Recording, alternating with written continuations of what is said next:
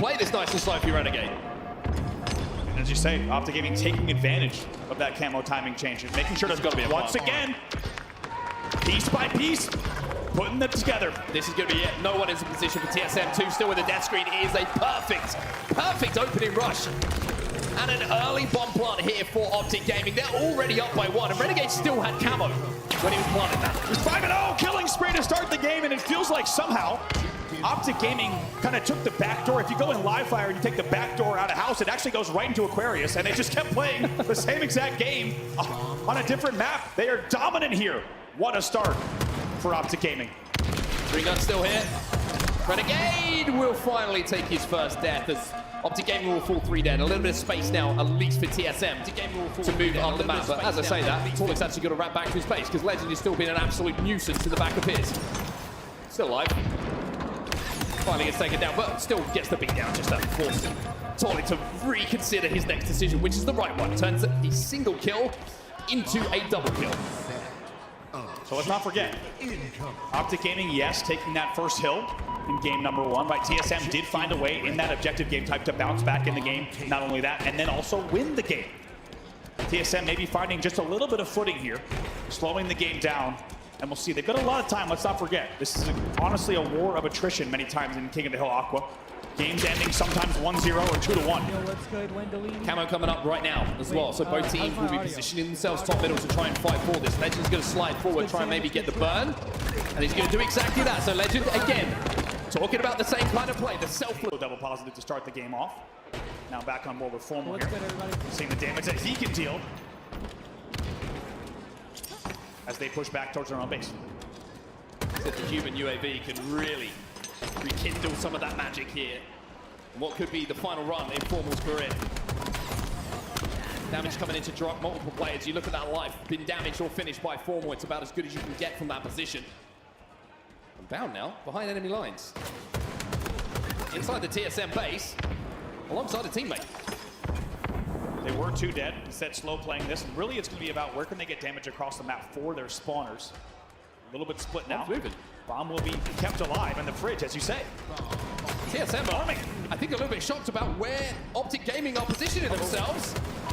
It's a big fight for Legend to win, but win it he does. TSM 3 dead, but Optic Gaming 4 dead. Wow. For a second there, it was a 1v1 for the bomb, but Druk clutches up. Unbelievable from Druk there. Had to get the kill, as you said, in that 1v1, and Legend maybe didn't exactly know where the sight line was going to be, but Druk keeps the team alive. You get the feeling that if they go down 2-0 here, that could be all she wrote for this series, but Druk with a very important 1v1 kill. Oh boy, Renegade. He just found a double. And Optic have kept that bomb alive. They've kept it on the TSM side of the map, and now TSM coming off the respawn. It's only Soul Snipe and some grenades that can stop this. Nothing is going to stop Optic Gaming getting that arm once again. And now Optic double their lead. They're up 2-0, and they're looking damn good at it as well. And what did we say? There are certain maps and game types, Aqua Bomb being one of them, where Optic Gaming looks unstoppable. 4 dead for both sides for just a moment. Druk's your first player up. But how about the fact that Druk had just cleared the base and it was 4 dead? And Optic Gaming, they do not need an invitation. They fly right back at the base. They apply pressure perfectly, and they arm right away. Now just one arm away from closing out the series. Making a statement. Making a statement to everybody who may have said, tall play's been a problem. Well, coming out with a big result against the team who are seated next to you in the pool is going to be the perfect way to remedy what maybe some of the woes and the worries of the season so far for them. And again, gets the trade in that situation. It was another camo going over to Optic Gaming. But even though TSM get that burn, TSM needs to start winning some of these fights, because you're looking at statistics at the moment. Only Formal on the Optic side is negative. Everyone else is big positive, and Formal's only -1 at the moment. Gotta say as well, that second bomb cushion changes the way that this game type will be played enormously. Optic Gaming now with that cushion can really afford to push up, take their chances, make sure that they're just overslaying whenever they want. They can take their time. They don't have to worry about maybe a sneaky arm changing the direction of this game. That 2-bomb cushion really is an enormous advantage here for Optic Gaming. I like how obnoxious they're being as well. Obviously, they're looking for this 3rd bomb if the opportunity presents itself, but knowing that bomb is down on your bridge for TSM, you can't go forward. You have to turn your heads around off respawn. Wherever you are on the map, you have to make sure that objective is not going to be moved by Optic Gaming. It's not going to challenge that arming position in your base, because if it does, And that's game and series done. Optic Gaming 3 dead though, as TSM will finally get that bomb at least 50% of the way up the map, but Formal just shuts it down immediately. Yep, Formal just goes forward as well. Just picks up the bomb, starts to advance it, and right away back in his opponent's util. Mark, I think you put it best. They're playing obnoxious right now, and that's how they're going to keep playing if they need to for the next 6 minutes, and just continue controlling the map and their opponent's util. Bomb still down there.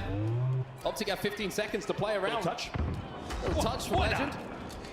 Moves it around, bakes some grenades out. Little threat seeker goes out as well, so TSM now on the scan. So everyone who has to move towards this bomb, which TSM have to. Now they've got the wall hacks to show them exactly where they're going.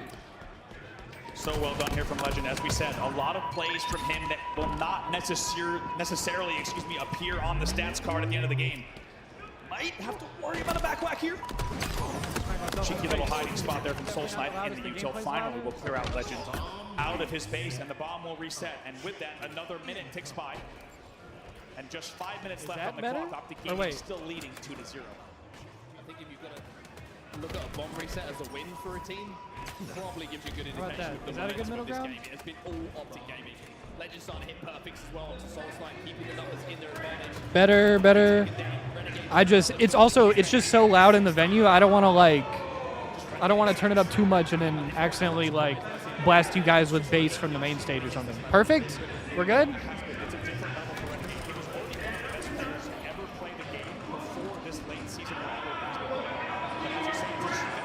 Okay. We're in business. Yeah. Yo, it's good, everybody. How we doing?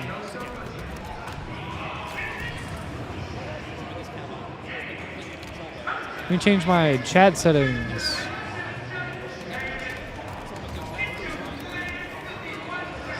Wait, why is it?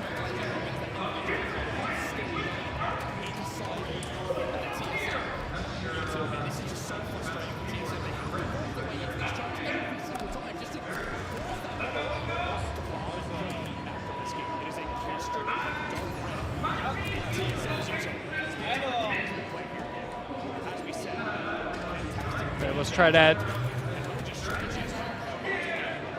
All right, let's lock in. We have the end of this match right here, and then I believe we have the new announcement for whatever comes next. I'm so fucking excited and also scared. I'll be back after the announcement. Sounds good. I'll see you in a bit. All right. Oh, I am. I'm about to, yeah. Everyone for TSM has to flood it. You avoid the initial nades and coming from Shout out to SJ and the homies. you can guarantee a trade. Like, you should be able to guarantee a trade if you're good enough. Like, Yo, what's up, Beth? that means the bomb is just going to be just touching one, get a trade, touching Shout out to SJ. Shout out to Oath. That's the homie right there. cannot progress up the map. But I am so excited. All right, I fixed the chat as well. Let's fucking go. Yo, Sam, how's the burn check doing? How is the burn check getting on in my absence? Yeah, you as well, Beth. Good to see you. Good to see you. We good. We good. Sam said we good in the West. We good. Wait, I'm in Shay's neighborhood.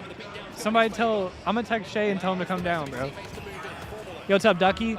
We have not won yet. We are about to find out here very soon if we won. Because after this match, I believe, is the new announcement. Or whatever comes next. New Halo game, whatever they've been working on. I believe we're gonna find out next. Also, I have apple juice. Lock in. Yes, no bullshit. It's like about to happen. I assume it's going to be on main stage. No, I should be good. Appreciate it. And apple juice. God is good. God bless the burn check. God bless America. We're so up. We're so up.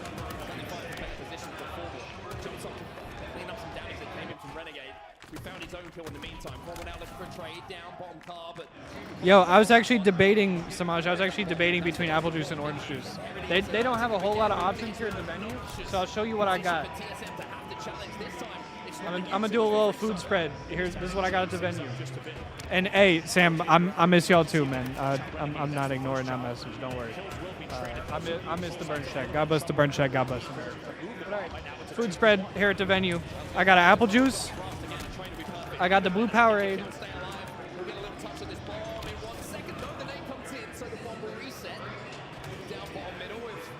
I did get the pick between Titans. I got the original Lay's, and I got the pepperoni pizza. This is God tier stadium food. You heard? Bro, I wish I had tea.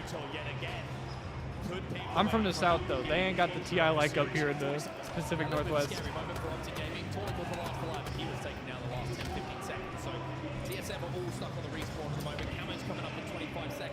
I'm chilling for real. Where TSM have to be perfect. You start off by picking up kills, and TSM have just picked up 3. I'm chilling for real. Is last alive. Camo is coming up. Tom is moving towards the optic base, and TSM, who needed to be perfect, now has to just deal with Renegade. Oh my god, oh my god, oh my god. TSM's gonna tie it! Are you kidding me? 15 seconds left on the clock. They just tied it with 19 seconds left! Look at the stats. A slaughtering from Optic Gaming. Hello, Dallas. What the hell, son? TSM trying to send it to OT. You gotta let Bongo hold that. Oh my god.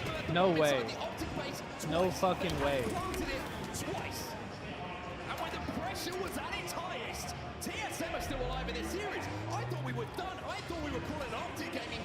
No fucking way.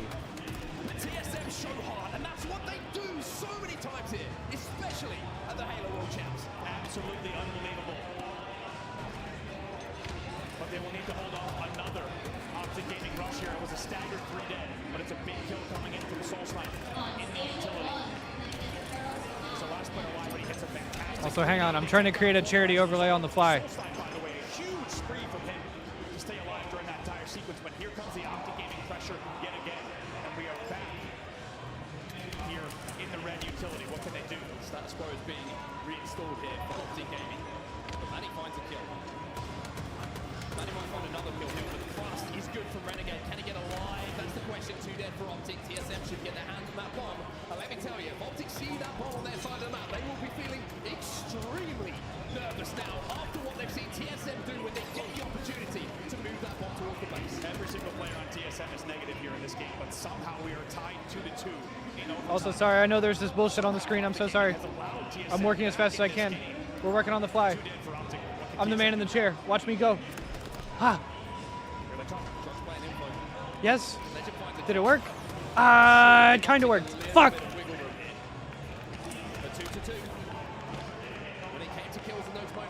Hang on. I can fix this.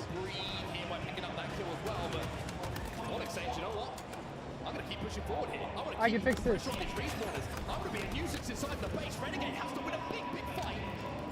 Did I do it?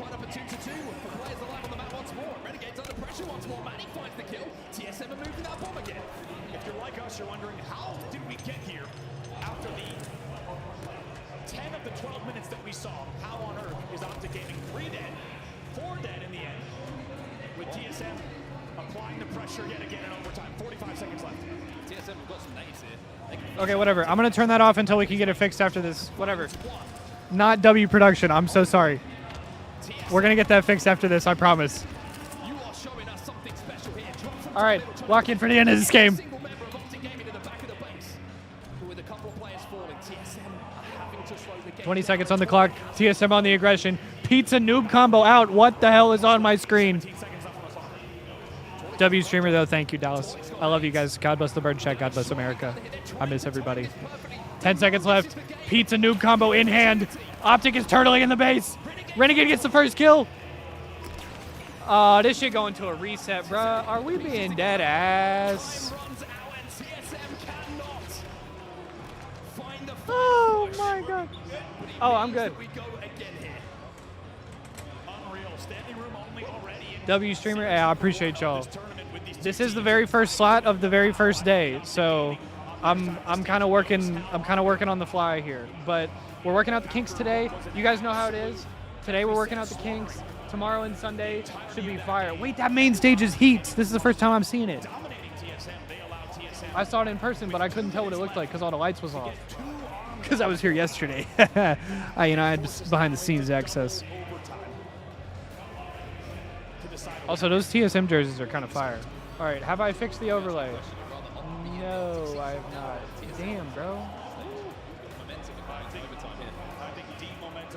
Hang on, I will fix this. Back to the last moments, we just saw Optic Gaming cowering in the back of their base.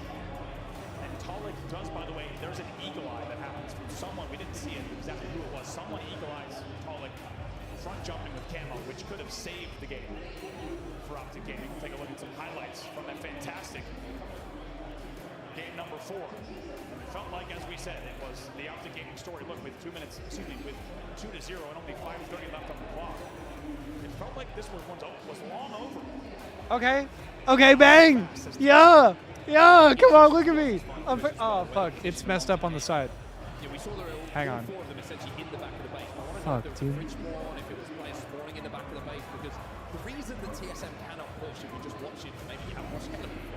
I can't get excited about anything, bro. Damn. Roots for you on the defensive side inside of your base, especially when you're coming off the respawn with 2 frag grenades to play with. So TSM cannot just fly into the base and look for those kills because it's going to be easy trades for Optic Gaming. That bomb is not going to be moving.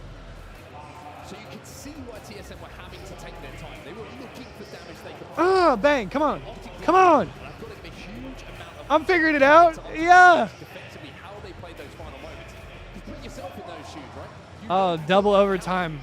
We are going to sudden death, ladies and gentlemen. And I believe I have figured out the production. Okay, also, I'm going to put this in the chat real quick before overtime starts. Exclamation point charity in the chat. I am currently live from the Halo World Championship 2025, the final event in Halo Infinite history. And I'm streaming all weekend for Gamers Outreach. We're raising money for a great cause. It's for the kids. If you guys don't know anything about Gamers Outreach, they make the like the little go-karts that have the game consoles that go to like hospitals for the kids to play games whenever they're recovering. So super great cause, super awesome. We've worked with them a ton in the past. This is like the 3rd World Championship I think we've worked with Gamers Outreach. So if you would like to donate, like I said, it's for a great cause. It's for the kids. Exclamation point charity in the chat. That should be the donate link. And I'll try to find something for the YouTube chat as well. But yeah, here, I'll just throw it in the YouTube chat manually. But there is the donation link. But I love you guys. I love Halo. It's the last event of Halo Infinite. Let's lock the fuck in. I'm so lit for the announcement. Also, we are in a sudden death overtime. The next point wins. Whoever gets the next arm will win the game. If Optic wins this, they will win the series.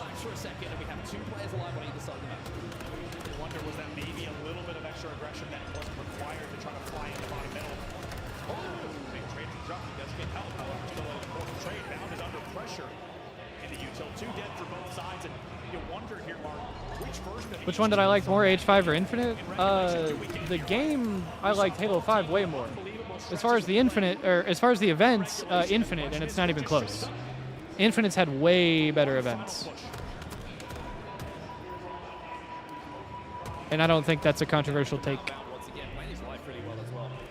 Make sure it's not over-challenging any of these kills. Druck and Tolic find a couple of beatdowns though to put the numbers in the favor of TSM. Bomb is I don't think either of those are controversial takes, actually. on the way up the map at the moment. Nobody really has an advantage. Optic Gaming, though, certainly do not have an advantage when it comes to kills. Formal's last alive, but gets into the base again importantly to give Legend the respawn at the back of the base. I miss H5 as well, man. We were in the last few seconds of regulation with TSM, with the bomb in the util and Optic trapped in the back of their base. Here it's all about damage. It's going to be poking and prodding, and whichever team can get the first opening damage where a player can flood in and start to collapse, that will be the difference maker. That's why you're seeing things slow down here. Bounce gets the thrust, will be traded out. Drop traded inside the base. Bomb is still down in the util. Soulsniper now behind a couple of players. Big fire gets renegade, and the thrust keeps him in it. How big is that? And you saw him pick up the thrust bottom middle. Bound only got 1 thrust off, so he's still 1 thrust here. Renegade, by the way, in overtime. He's 0-4, while Soul Snipe is 7-2. For Optic. I mean, damn. Full dead Manny's in the back of the base as well, which means they will block the spawns. Bomb is not inside of the base though for TSM.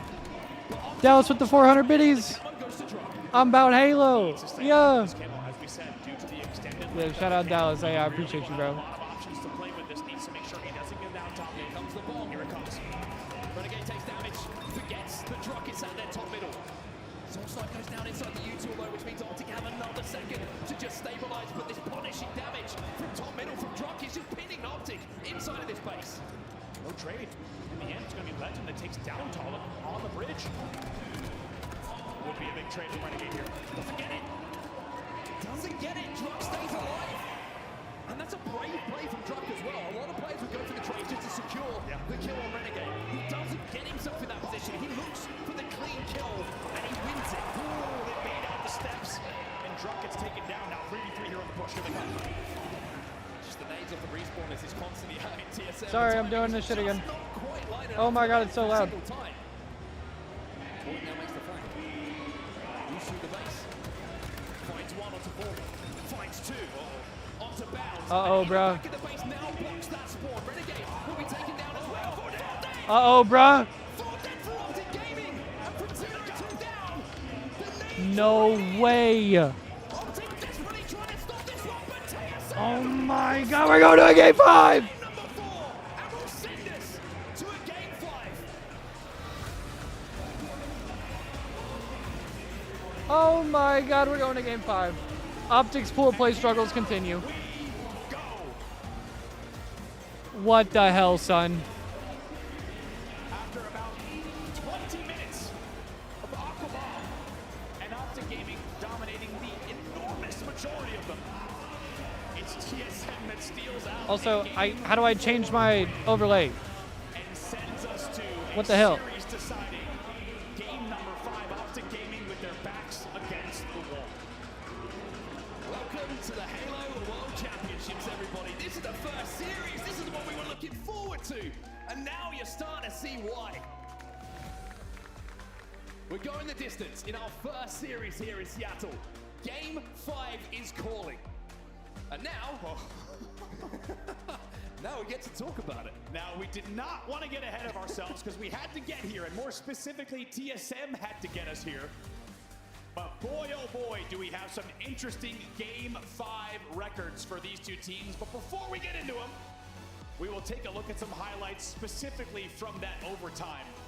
And Mark, I think you put it best. TSM picked up where they left off. And the two players we highlighted ever so slightly the main slayers for their team, right? The numbers guys. Renegade had a really, really rough time in that overtime that we did see. 2-9.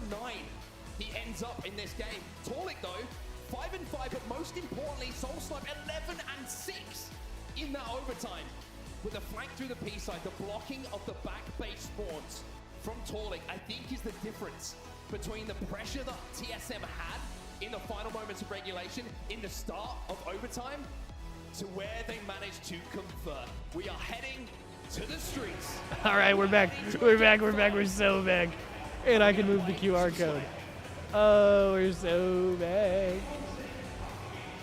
Wouldn't have it any other way. All right, lock in, everybody. Have to fight through the pool play demons, We are going to a game 5, and then I believe, but especially here at the Halo World Championship. yeah, they're just making a story out of it. Exactly, Dallas. To be Okay, that opponent, right? but It's chat, already lost. I am so unbelievably locked. I am so unbelievably teed right now because we are going to a game 5 Slayer Streets between Optic and TSM, and then I believe we have a new Halo game announcement. Here and have done for the past few years. These four players now reunited under the TSM banner. And make no mistake, Optic Gaming's going to have to do the hard work. I'm so fucking locked, man. Now let's talk about Game 5 stats. I've been holding on to these in the back pocket. I'm so fucking locked. All right. Also, I think we are good. We have the overlay sorted. We have the chat sorted. We have 4 and 5 Halo trading card game. Imagine. Oh my God. and 1. I'm in Cyberpunk. And as we said, in close slayers, it is a But we have the overlay sorted in the graphics. We have the QR code and everything sorted. 15 in Slayer. Alerts are good. Chat should be good. I think we should be locked and fucking loaded. Everything will be decided here. Also, Yo, chat, I have a ton of like merch and fun stuff that I want to show y'all as well, including some classic shit. I actually have like my very first like OG jersey from back in the day, as well as some of the new merch, as well as also we got some custom Gamers Outreach stuff as well. So I got a lot of fun stuff to show y'all. So we'll probably wait till after this Game 5, maybe if we have time before the announcement. Same, Samaj. I'm going to Tui. All right, everybody hydrate. I'm getting up on my apple juice, man. What a way to start this tournament. I mean, we all had our eyes on this series for all of the reasons that we've been discussing throughout the entirety of the matchup. But what a way to start. The Oh, yeah. championship to already have a game number 5. For Optic to have a rematch against TSM, to have to take them down here. And remember, everyone, It's going to decide so much of what their bracket TSM is the team that took Optic down in pool play in the previous event. Will history repeat itself? Let's find out. Let's read on. pretty similar with Optic with just a slight edge. Both teams with winning records. TSM is 3-2 and Optic Gaming is 5-3. So just a little bit more games played. And a small edge percentage-wise, but most importantly, Ha, he said edge. Bravo's edging. Pause. Now start to put this into context a little bit. We get inside the head of the players, right? You look at Optic Gaming, you look at some of those individually talented 1v1, brilliant. All that apple juice is gonna give me the bubble guts? Nah, don't even worry, bruh. Don't even worry, bruh. Also, this shit tiny, bruh. I low-key wish I had more.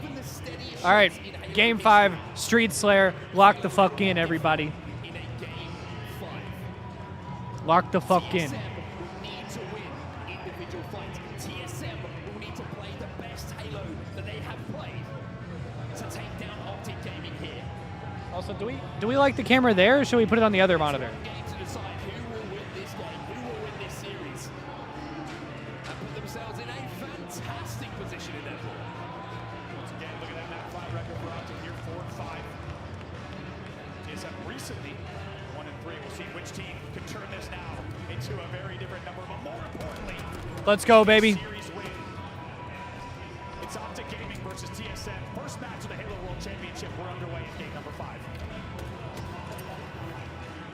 No better place to decide it than the streets. And I'm eating a slice of pizza. Optic could lose this. It's very possible. Could history repeat itself? I'm eating a slice of pizza. Let's go. Individual fight, and Optic Gaming will take that first pick and take advantage of it. Oh, Bound doesn't check his corners. It does get the trade in that situation. Camo goes into the hands of Renegade, though. And the job here for Optic Gaming is make sure this does not get out of hand. On the CSM side, of course,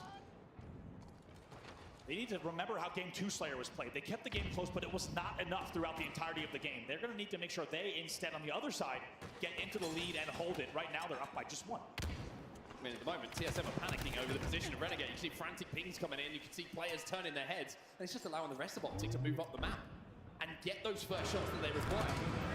Even though they don't have, Whoa, baby. and they don't have the camo, TSM is getting kills. we're all going the way of TSM. But Renegade can't find easy targets here. You want a free kill to keep this camo going. And find Okay. the kill off the back of it. Two advantage, though, at the end of this camo. Still for TSM. Oh!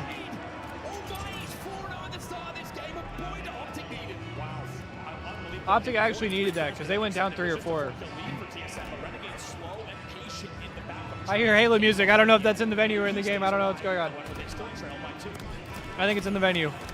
That was nasty. The trail by 3 as he gets picked off. Manny with some great shots himself. Bound will find another one to trade out the kill. And it's just trade for trade at the moment across the map. Everybody making sure they're playing shoulder to shoulder, that no damage will go unpunished. Sound is flying, brother.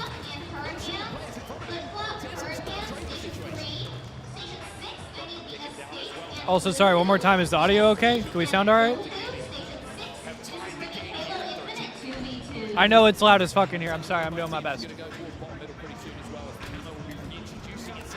Sound is excellent? Hell yeah. Love to hear that.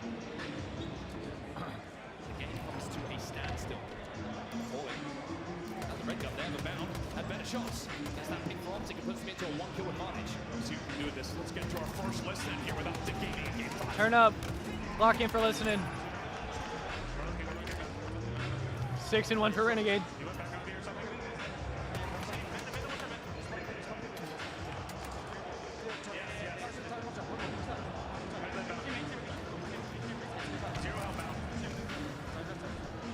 Legend Ninja Tolic. Optic by 5. Optic looking for revenge.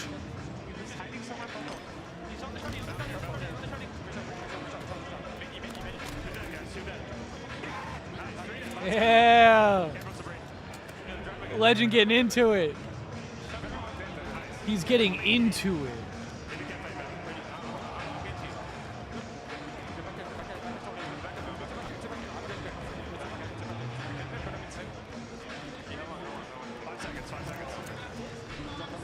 Great comms out of Coach Box right there. Love that. Absolutely love that.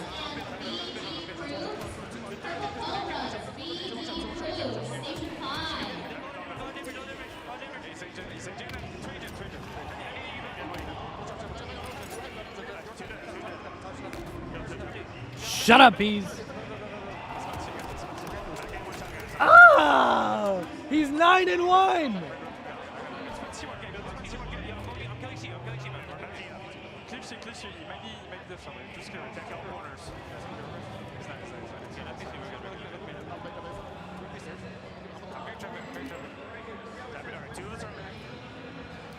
The advantage for Optic Gaming in the game 5, and it's down to this man on your screen. Renegade is sat at 10-1 in this game.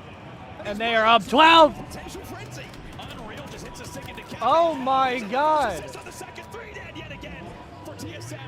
And Renegade may have gone 2-9 in that overtime, but is he ever making up for it in an enormous way? He's 11-1 in a game 5 Slayer. In game 5 is wild. Yo, World's form is crazy. He said, I'm out of here. 5 seconds, camo. And even though we talk about big comebacks on a match like Slayer Streets, when you're at 34-19, this is a deficit that, if you've been watching this whole series, it goes without saying. We haven't seen any kind of gap like this between these two. Oh my God. Not over yet. Whoa, what the hell, son? What the hell, son? Oh my God. October merchants everywhere. That's not a good trade. That's not a good trade. That's a sad trade. Like that, they're not confident trades, right? You're not looking to extend your lead to grab those kills back to make this a game.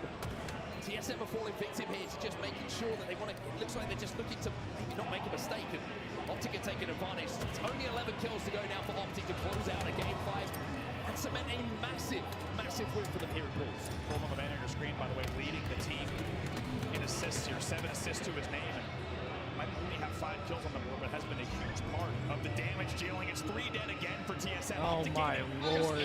They are fucking running their shit, dude.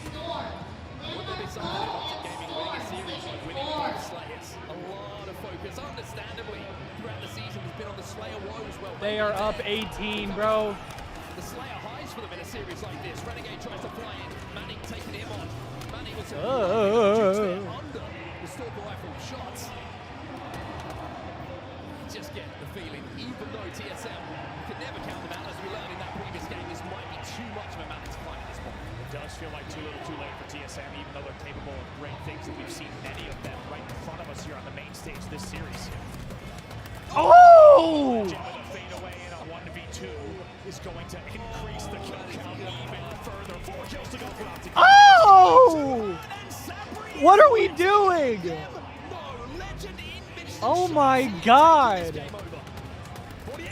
Oh my, whoa! No, bro. We're not doing that shit.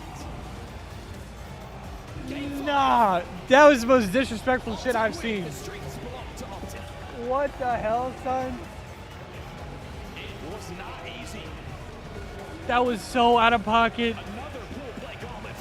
And Optic gets their revenge from pool play in the previous event. And Optic did indeed bring it home. Oh my God. And chat, do you know what that means?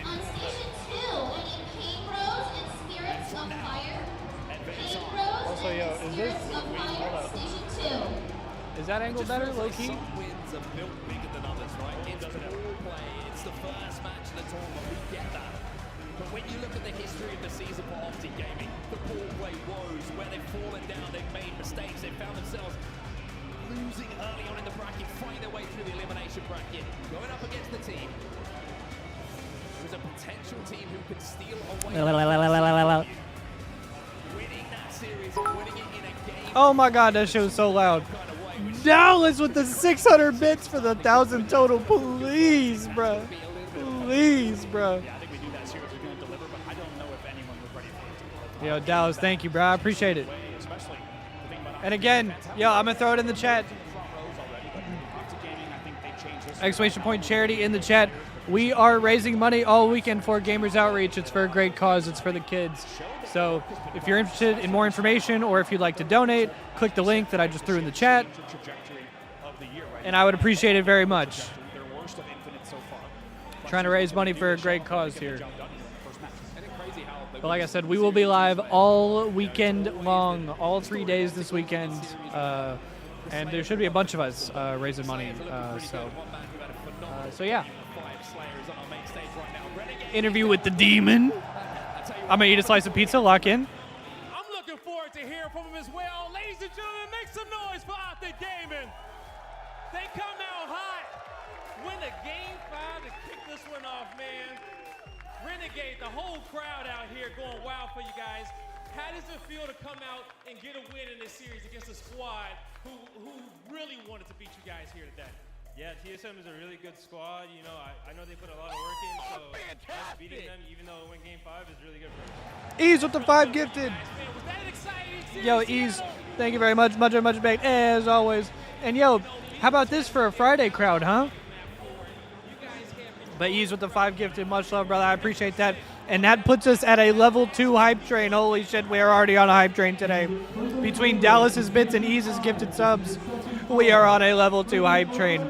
Lock in, everybody. That also puts us at 57 subs. So we are reaching our sub goal. Growing ever closer to our sub goal. But Ease, thank you so much for the gifted subs, bro. I really appreciate that. You definitely did not have to do that, brother. To make it to another championship Sunday and hopefully hoist another trophy. Shout out to Greenwald here, all you guys. Much love. You heard it here from Renegade. They want to win us for you guys out there, all right? That's going to do it for us on the stage. Lot, take us away. Let's go. Thank you so much, Blaze. Wow, my goodness me. Hello, Seattle. That was match 1. Look at that crowd. It's Friday morning. I think it might be done and dusted. All is said and done. There's Bro. figured out. Somehow, some way, our team just pulled through. And honestly, it was one thing I wanted to see from TSM, although they have lost that series. I will say I needed to see some kind of fire on it, a bounce back potential. Optic Gaming. For me, it comes down to that duo, Renegade and Legend. A Renegade, he's super flashy, he sticks out so much, but Legend's right there with him, strong, sailing through this series. And that was the leg up that the Green Wall needed to get them through this dub, because, again, it came down to the... All right, we got 3 minutes left on our level 2 hype train. If we've got any gifters, any primers, anybody got any resubs, now is the time. But yo, I appreciate all y'all chilling with me today. I appreciate y'all rocking with me. Like I said, this is day 1 of a long weekend. And like I said, this is the final event in Halo Infinite. Ease, bruh! Nah! Nah! Ease with the $100 donation to Gamers Outreach to, in one single move, meet the donation goal for the weekend. Ease, fucking legend, gifts 5 subs and donates $100 to Gamers Outreach. Yo, Ease deserves tip, and Ease deserves a dick suck later tonight.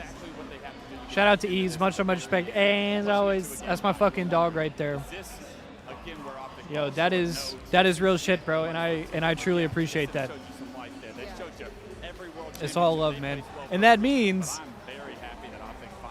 we have to increase the donation goal. All right. How the fuck do I do that? I want to remind people, going into this tournament, into this weekend, Optic only dropped 1 game coming all year long coming into. That is one of their bread and butter. That is one of their favorites. It lends perfectly to their play style. So just want to point that out. TSM, you not only got to win against them, you got to win on Optics, one of their best game types. They certainly did indeed. Honestly, it was the mindset for me. I needed to see TSM dig deep, and it really did get down to the wire. I mean, I started getting back up on the desk, preparing myself for, you know, the next segment to follow. I really thought this wasn't going to go to a game 5, but TSM, they show signs of life here, although they don't get it done in the series. Optic Gaming, they get over a hump. There's still early doors. They are still able to mess up at this point in time. I want to see a clean sweep heading into this first day for the Green Wall. And TSM, hey, listen, heads up, guys. Come on. A really close game 5 with Optic. That's everything that you could have hoped for. I know it wasn't the dub you're looking for, but There we go. All right. I've updated the campaign. Our new donation goal. Yeah, I didn't get to look at the stats, but bro, Legend was disrespectful. Absolutely disrespectful. But all right, I have increased the donation goal. We are now at 250 for our donation goal. But yo, shout out to Ease once again. It's all love. Also, we are about to run out of the hype train. I believe we have a minute left on the hype train or so. So if there's anybody, oh, there's only 30 seconds left on the hype train. If anybody wants to save the hype train, any primers, any gifters, any resubbers, any biddies, anything. Good news is we might not ever find that out. It feels like this kid is on fire at all times. Also, I believe we have an announcement next. Let's fucking go. All right. I'm going to mute this. I apologize. And we are going to fast forward. Watch this. Playback speed.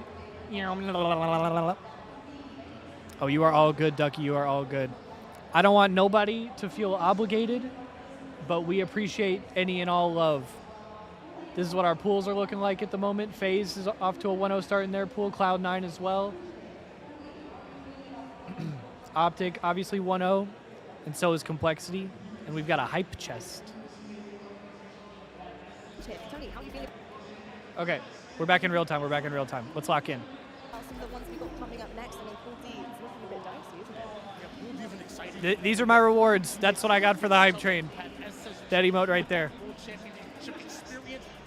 Coming up next, Halo Project update.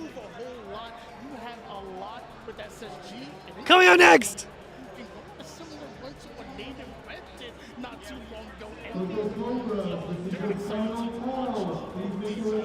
Alright, yeah, so we've had our first match of the day for the Halo Individual Championships. We're going to head to red right now. Somebody is late for Station 5. But yeah, W Hype Train. Hey, I appreciate y'all, man. I appreciate all the love already. Oh my God, lock in. I'll see you right after the break.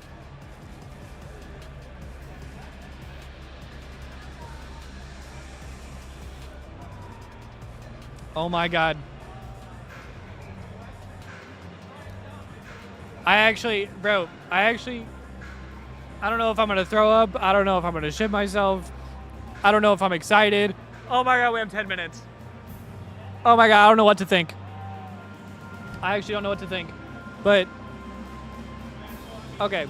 Yo, chat, really quickly, let me just show y'all the haul today.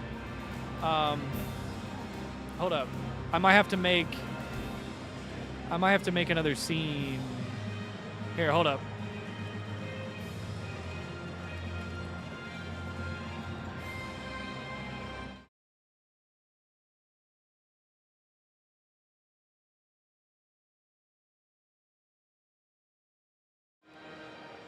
Wait, I need the audio input there.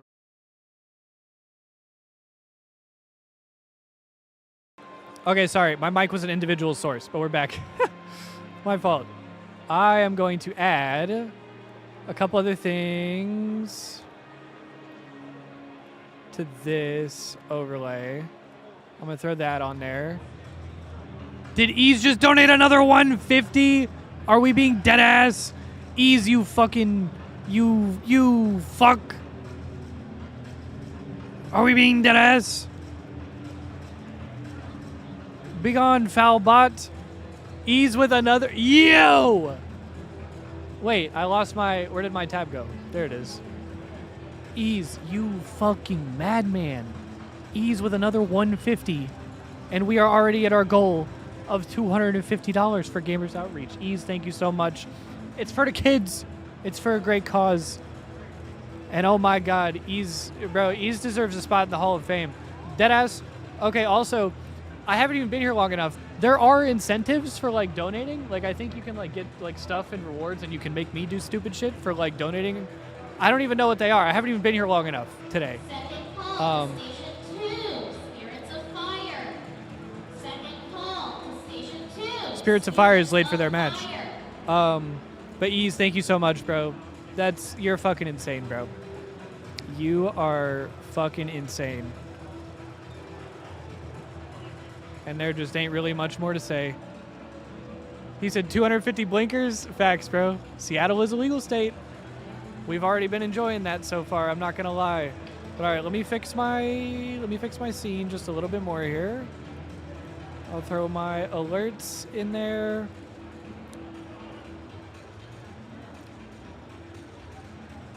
Okay. But also, I was gonna show y'all. So I got a couple fun things. Actually, oh shit. I gotta update my campaign now. But also, I know I owe you blinkers. So first artifact that I have is this guy right here. Check this shit out. So this is a Vital Esports jersey. This is my very first jersey from the very first team that I was on with Cole and Tyler and eventually Dallas. Dallas was supposed to coach us and actually ended up playing with us because our fourth sketched on us right before the event. So my brother actually dug that out of the closet at my parents' house and brought it this week. So I got the OG jersey. I also got this. Gamers Outreach gave us these. So, and then peep this on the back. Halo Infinite and Gamers Outreach. And then see also, oh, it's the other sleeve here. And also see we got the Worlds patch on the sleeve. Fire as hell. I got event merch, so let's peep this. Sorry if y'all can hear the music in the background. It's very loud in here. We got about 5 minutes till the project update, ladies and gentlemen. I also have event t-shirt. Yeah. How about that? I also have a hat in here. Hat as well. There you go. And then my brother got the hoodie version of that, like the zip-up jacket. So, bunch of dope merch, bunch of dope stuff. I'd love one of those shirts, the Gamers Outreach one. Yeah, I'll actually, let me check. I will actually check for you, Ease, and see if there's like, because I think there's like some jackets and shirts and different stuff. So I will actually check for you, like no bullshit. But okay, I need to update my campaign. I believe we are going to set a new donation goal. It's for the hospital slimes. Shout out to Ease. I just read your caption, by the way. It's for the hospital slimes. But all right, I believe we are going to set our new donation goal at $500. So our meter is now back to half full. But shout out to the homies and shout out to Ease. But all right, very quickly, before we get started here, I'm going to run and take a piss. I'm going to literally fly and sprint and take a piss. And then when I return, we have announcements. Let's fucking go! All right, I shall return. Y'all keep it locked. We will be right back. Yeah, I love you guys. Oh, also, sorry, before I go, charity link in the chat one more time. We're raising money all weekend for Gamers Outreach. It's for a great cause. It's for the kids. We've already raised $250 courtesy of Ease, and our new goal is at $500. But yeah, I love you guys. I'm going to run to the bathroom real quick, and I'll be right back.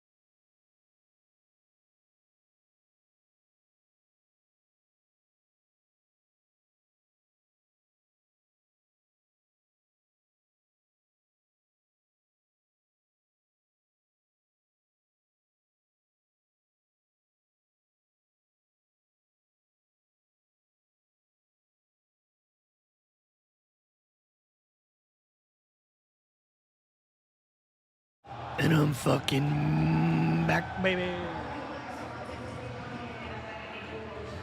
I'm sorry, I didn't realize I was muted. It's so loud in here.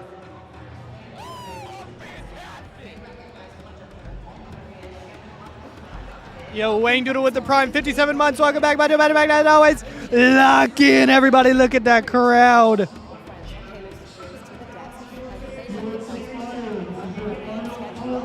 Lock in, baby. Lock in. This is it. I'm excited. Sketch, how have you been? Awesome. Like, cannot, surrounded by thousands of Halo fans. What a series to kick off the weekend. Like, there's no place I'd rather be. No, honestly, it's been absolutely incredible. And Max, Damon, so lovely to have you joining me up here. I know this means really good things, but look at these Halo fans that have gathered around just to find out why you guys might be up here. Have you seen this many bodies in Seattle before? They are really excited. This is awesome. Very cool. I can't believe I'm here. I honestly, I can, and I'm very excited about it. I've got to ask as well, of course, the first time Yo, what's up, Care? we actually got a first look at the work underway to bring Halo to life in Unreal. We actually introduced a brand new name, of course, for the studio. No, I'm good, Samaj. I'm good. Sketch, what's on deck for this? Well, we thought we changed our name again. No, just kidding. All right. I'd be honestly, pissed. Lottie, it's been a really busy and exciting year at Halo Studios. The team's just been kind of laser focused, working on the next chapter for the franchise. Working on what? Kind of last year, we took a look at what Halo could look like in Unreal 5, and over the past year, we've been busy playing Halo in Unreal 5. So What? It's a really exciting time for the studio. We're on the eve now of 25 years. The anniversary is next year. Really since the beginning of it all with the release of Combat Evolved. So really big, momentous moment and super exciting time as we look ahead to what's going to be the next chapter for Halo. I mean, so many incredible memories. I mean, Max, you must have tons of memories that, you know, being in the franchise and obviously just Halo, it's nostalgic, isn't it? That's right. It's incredible, right? So I was going to say, turn my man's up. Combat Evolved experience. I mean, being on the Yo, wait, that MCC jacket is fire. You saw what he had on? He had the fucking fit on. You saw that? Playing co-op on the couch with a friend, getting through a legendary campaign. There's just so many great memories. Yeah, and like I remember buying my first Xbox back in 2001 and playing the game with my buddies on the couch. And then personally, I would just stop and look at the game and what they were doing in Halo. I just never seen before. It's incredible. Honestly, I got a massive role as the coolest big sister because it's how I literally spent time with my brother. We split screened Halo. That was what we did, and it was incredible. So many amazing memories. But bringing it back to the present, you must be here for a reason, and I already know you've got something up your sleeve. Well, if you were wearing longer ones, David, but do you want to hit us with a little world premiere? World premiere. What? What is it? Oh! It's Halo 1! Oh, shit. Wait, yeah. Okay, little silent cartographer. Wait, this actually looks like Heat. What the fuck?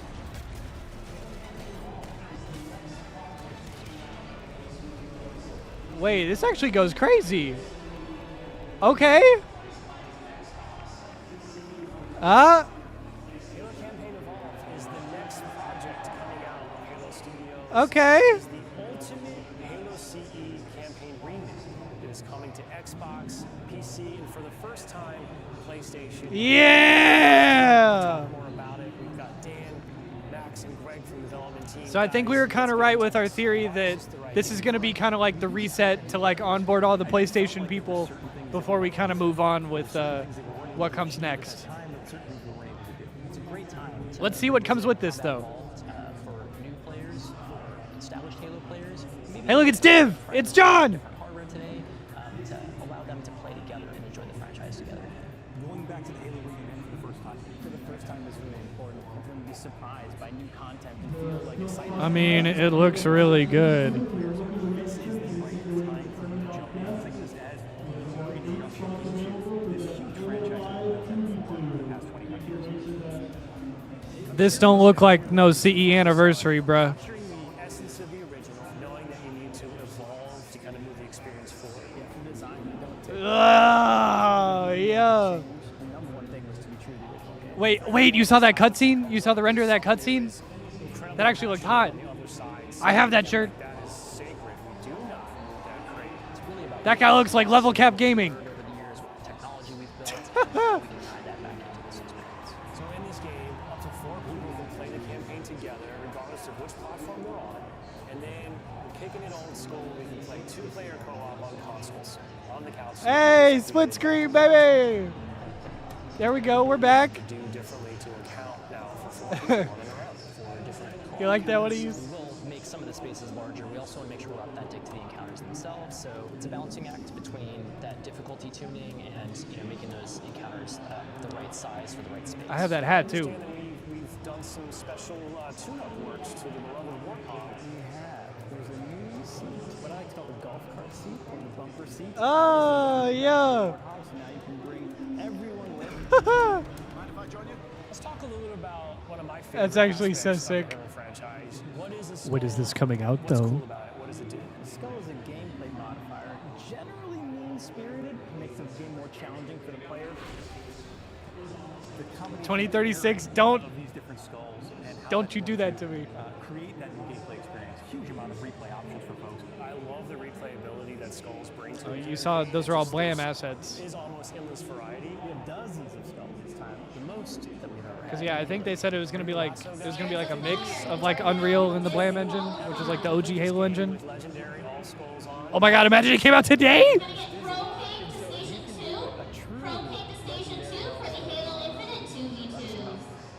I'd love to see it. I think that would be really hard. If there's one thing that this community has shown us is do not underestimate them, and they will find a way.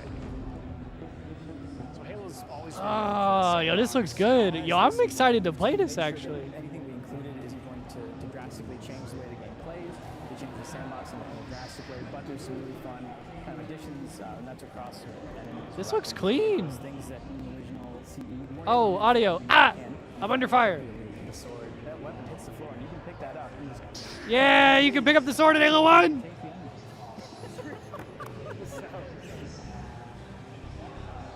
All these weapons, by the way, have been painstakingly remodeled, rebuilt, higher fidelity. How do all these things kind of come to life? That comes across through the way they look, the way they sound, the effects, the actual panels on the weapons themselves, the ammo counters. With Unreal, the fully dynamic lighting within Lumen allows us to get those effects, right? That rich plasma lighting up and braining the environment.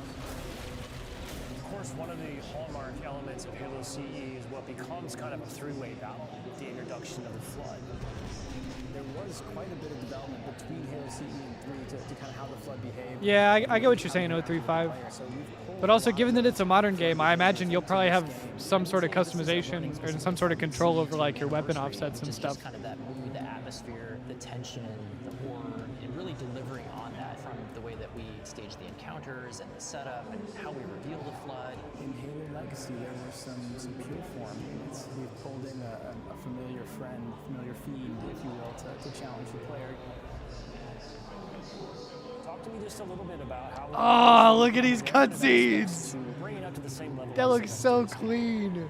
Oh, look at him. We want to tell an authentic story. Wait, We wanna level up nah. from the source. That looks fire. We didn't just kind of put a new coat of paint over the original cinematics, right? We ended up revisiting exactly how they were blocked out, how they were sequenced. Oh my God. We have access to original source assets, original source code. I'm so excited, bro. I'm not gonna lie, I was not that excited before, but I'm actually so excited to try this out now. The core principal cast come in and re-record all the lines. How much firepower would you need? Yeah. This really provides a degree of fidelity that we were able to do for Halo. We not replacing nobody. I'm super excited that this game. Yo, y'all remember there were all those rumors about we're bringing in people to replace Chief and Cortana, Steve Downs and Jen Taylor? Nope. Prequel setup for the main course. These new missions are going to offer some New missions? for character interactions, maybe between Chief and Johnson. We've got some new mechanics, some AI behaviors, things that haven't been done before in Halo 2. I think we're just getting started. Yeah. So where are we right now? Come on now. Can you share with us? In the past few weeks, we've been able to start engaging and sending builds out to. Absolutely no way. Absolutely no way. You can now see so many of the elements of the level really coming together. There's a point in every game's life cycle where it kind of just comes online. Seeing really high fidelity versions of cinematics, elements of the sandbox, and Oh, that shit looked fire. When you go to someone's desk, you get feedback live on an experience. And to me, that's like a really exciting time to game development. The ultimate love letter to the game that started it all. I would call upon our entire Halo community to welcome with open arms this next generation of players. I'm excited to just relive these experiences again for the first time. Hell yeah. 2026.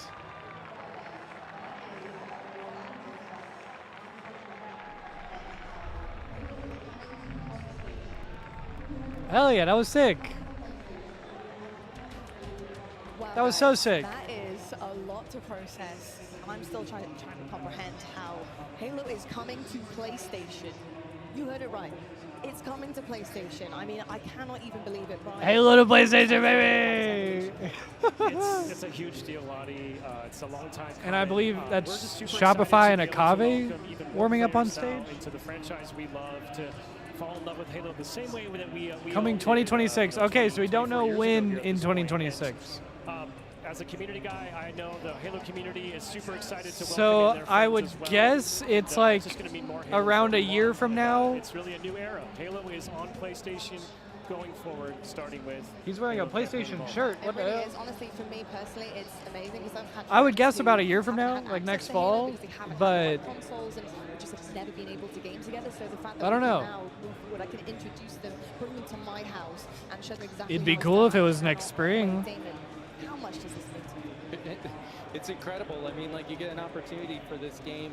What we want is for as many fans and players to play the game as possible, and to be on the Xbox XS, to be on PC, Steam, and PlayStation all at one time. It's a heck of a way to kick off the. That's cool, man. I'm really excited for that. And Max, I mean, the game itself looks absolutely amazing, and there's so much to dig into. But right off the bat, can I just say how excited I am that split screen co-op is back.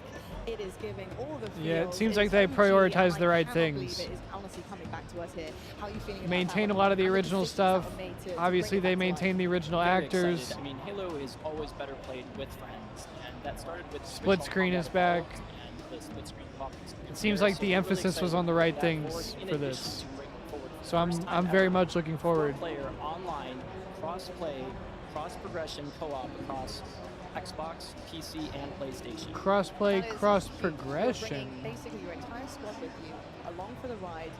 No one is left out. I love to hear that. Now, Sketch, revisiting something as iconic as Halo CE is quite a tall order. How did you feel about tackling that one, sir? Thankfully, I'm not tackling it. No pressure for these guys. No, make no mistake. Like, Combat Evolved is a masterpiece, right? I mean, it is like the perfect video game, the perfect story, the perfect characters, the work that Look at Bungie these did, the universe they cutscenes, built. bro. Oh my God. We're all huge Halo fans as well in the studio, and it's impacted all of our lives. And I know the team understands this mantle of responsibility that comes with carrying Yeah, this he forward said now the for a thing. new generation. Just a lot of care and attention has gone into every facet of this project. And the goal isn't to make something that could ever replace Halo Combat Evolved, but make something that could stand right alongside it. 100%. And just to double check, it's not a port, right, Damon? No, this is a remake. It's really important that everything in Halo Combat Evolved has been evaluated, touched, all the art assets remade. And it's important to note that as they remake things back, the talented team back at base, they are preserving the heart of Halo. Everything that they do, the cinematics, new mocap, animations have been redone. We've re-recorded principal cast, VO. Everything in an effort to maintain the spirit of discovery, a sense of awe and heroism that the original iconic Halo Combat Evolved had. I love to hear that, and I have to double check as a fan myself that everyone in the building has. This is not another Halo CE anniversary, is it? We are looking to be authentic and ambitious. We have 25 years of player feedback, and we're looking at that feedback directly from Combat Evolved Anniversary. So you can look forward to things like, wayfinding, level encounter variety, a lot of good stuff there. Love to hear it. And it is ambitious, like you guys have been mentioning, but speaking of ambitious, Max, what is this I'm hearing about some new missions? Yeah. Audio's 3 new low? missions, Chief and On the Johnson. stream? You're going to have new enemies, new Do they need to be characters, louder? new gameplay, new environments, so many things. It's going to be a great time. I can't wait. And obviously, speaking of gameplay, there's some new enhancements. There's lots of new things coming for players to enjoy. What could some of those be, and what can we expect? Yeah, that's right. We do have an expanded sandbox. So 9 weapons, all new to this experience. 3 of them you may have seen in the original game. So the energy sword. Yeah, the definitely dual cannon, 035. beam, those things you saw, but you couldn't pick up, and now you can, in addition to 6 others joining. Thankfully. And then also we have things like vehicle Thankfully, it's not a hijacking, CE we have the anniversary ability to drive the situation. Wraith, a lot of things to look forward to. You know, it really sounds like you guys are Yeah, nailing the I'm sure it'll be balance followed as between, well, Beth. You know, the nostalgic, but the newness, and nostalgic newness is what I'm going to run with here. You know, it's great for old players, new players alike to come and experience this because it's such a beautiful story, a beautiful game.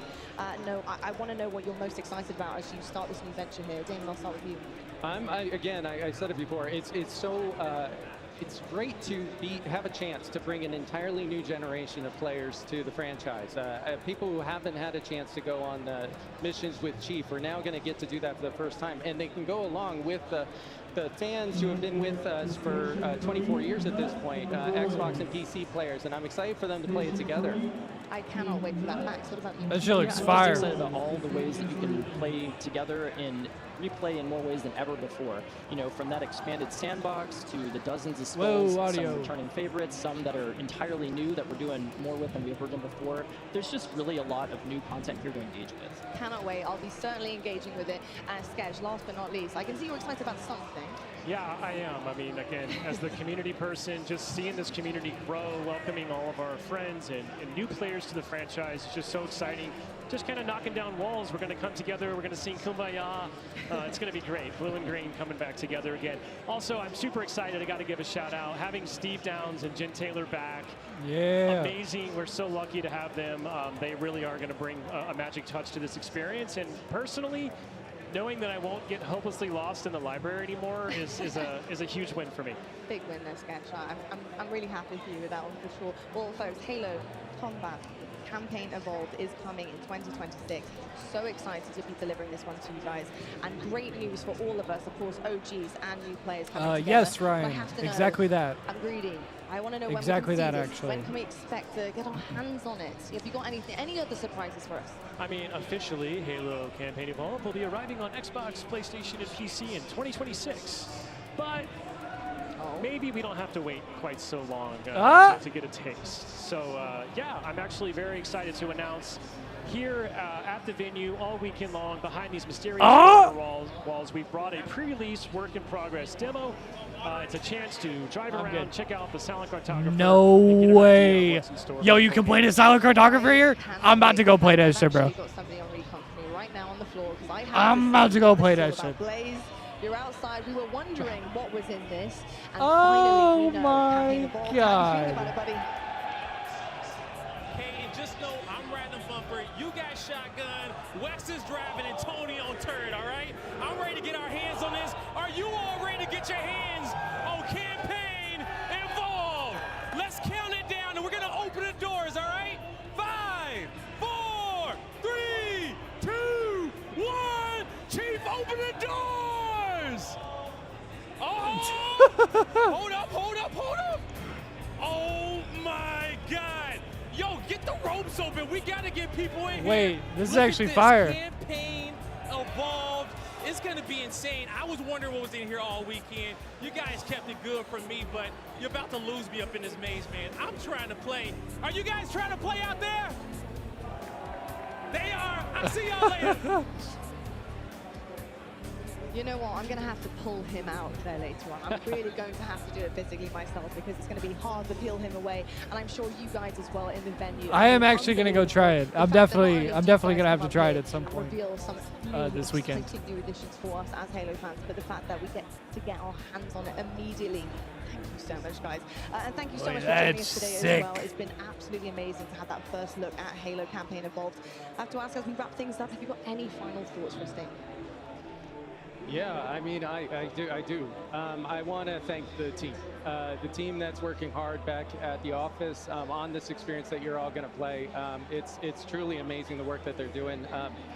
We are honored to be able to announce this game to you and to share their work with the world today. Well, you know what, folks, you are very, very lucky because the next chapter of Halo arrives next year. And for everyone here at the Halo World Championships, you have the opportunity to get your hands on it amongst the first in the world. I've got a Go Reese's. and play it here today. I hope you guys enjoy it all weekend long, but I think it's about time we get back to the Halo action on the main stage. So here's your Halo World Championships as we get into the next one. Yeah, baby. It looks so good. Oh my It actually God. does. The water looks fire. Chief looks fire. Bro, he does. Oh, that was so sick. According to the data in their networks, the ring has some kind of deep religious significance. They call it Halo. They believe that Halo is some kind of weapon. What sort of weapon is it? One with unimaginable power.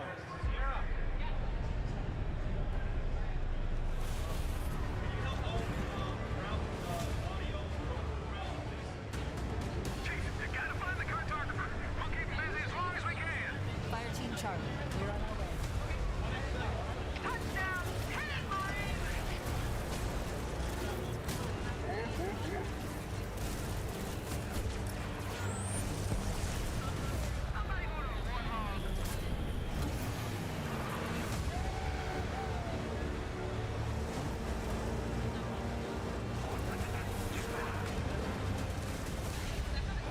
The Covenant are putting up a real fight. The cartographer must be here.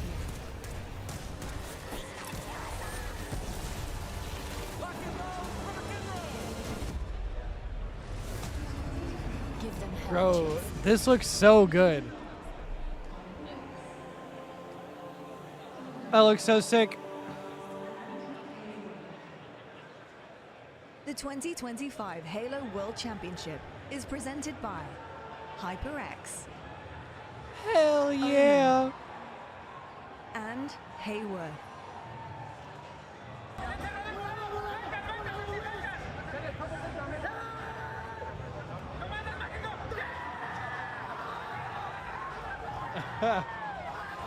This is last event.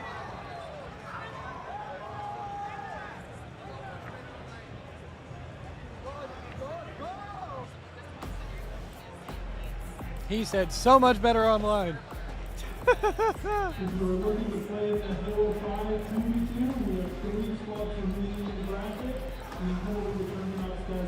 What's up, Car Crazy Canuck? You definitely arrived at the right time.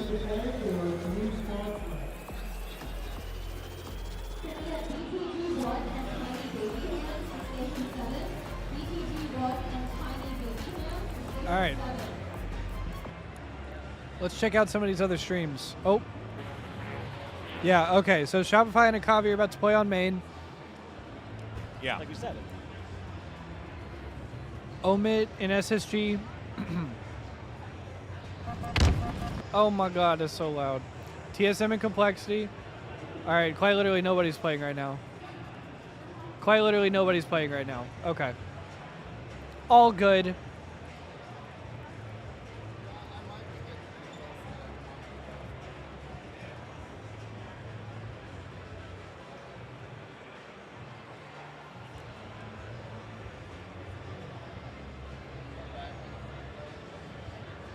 Also, I have a Reese's. Let's fucking go, man. Like, I'm fast forwarding through the commercials for y'all. Look at me go, bro. Look at me go, bro. W streamer, yeah? Come on now.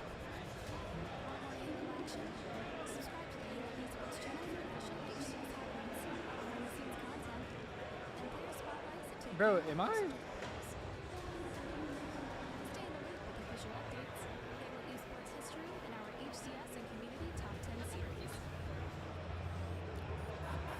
Have they announced what the next Halo game? Yes, it is called Halo Combat or Halo Campaign Evolved. It is a remake of the Halo 1 campaign on Unreal Engine. And it actually looks super fucking sick. I'm not gonna lie.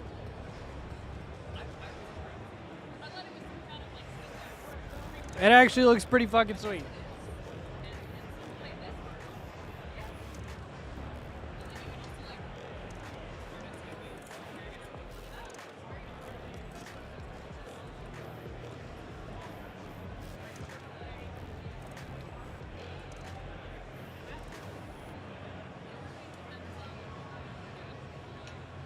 Shit, say less, Swifty. No, I'm actually so down, bro. Like, I know it's not like a full Halo game, like it's not like multiplayer and all that stuff, but like, ultimately, like, we can all see the vision, right? Because we were all kind of like theorizing about it before it happened, but I think we can all see the vision now. You know, the Halo 1 campaign remake comes out. It's on PlayStation. It's cross-plat. It's available on everything. It's a good way to kind of like, it's a good like jumping back on point for a lot of people that haven't played in years, and also it's a good like, it's a good first experience for all those people on like PlayStation who maybe never experienced Halo before. So kind of onboard all the PlayStation people and kind of bring all the old people back in, and then you can kind of move on to whatever comes next. And then the next game will probably be an experience that's fully on like Unreal Engine and is completely cross-plat across Xbox and PlayStation and Steam and all these handhelds and everything. Exactly, Swifty. Exactly. I'm gonna eat this Reese's. Lock in.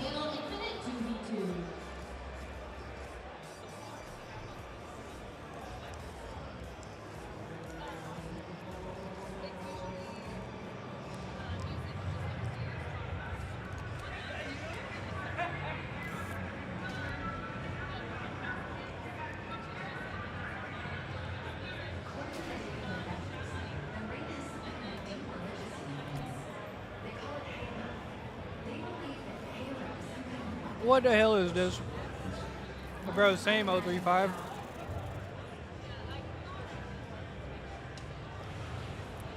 We finna be getting all the homies in the stream, 4-player co-op campaign, all day, every day.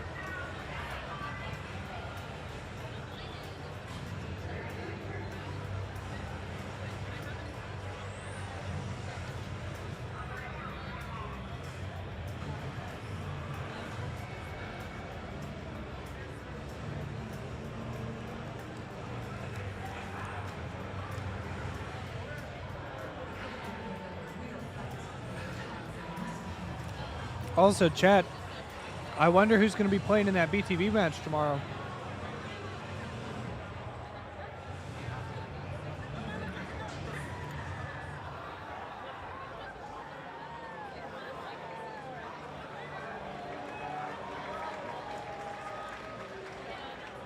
You said so much better online. Welcome back to your Halo World Championships live from Seattle, the home of Halo. Just so casual. Joining us on the desk, I have So much better online. boys. We have another matchup. I love that. On the main stage, it's a global affair. We have Convey, we have Shopify. Two teams that really have been pushing their boundaries, I think, personally, for themselves and really trying to better themselves as they've gone through the season. One team has been pretty pitch perfect, if I can speak at this moment in time, but I will get there eventually. And then Convey, wow. I mean, the growth, the belief, the confidence as well from the Latam region has been unbelievable. Let's start with these guys because I think they're coming into this thinking, listen, we haven't had the best season so far. All right, I'm going to eat a little bit more of this pizza finally. What can we do with this momentum? What can we do with this newfound confidence? Shazzy, how are you feeling about the lads, especially going up against a powerhouse so early on? Well, I think they've saved the best for last in terms of the season and their form. I think they've really turned the corner at the perfect time heading into the World Championships. Listen, I think the test is now you're playing against Shopify Rebellion. It's going to be a big, big ask for them, but of course, typically these boys run through the open bracket. They're battle tested, battle hardened, and I expect to see a pretty good performance from this team.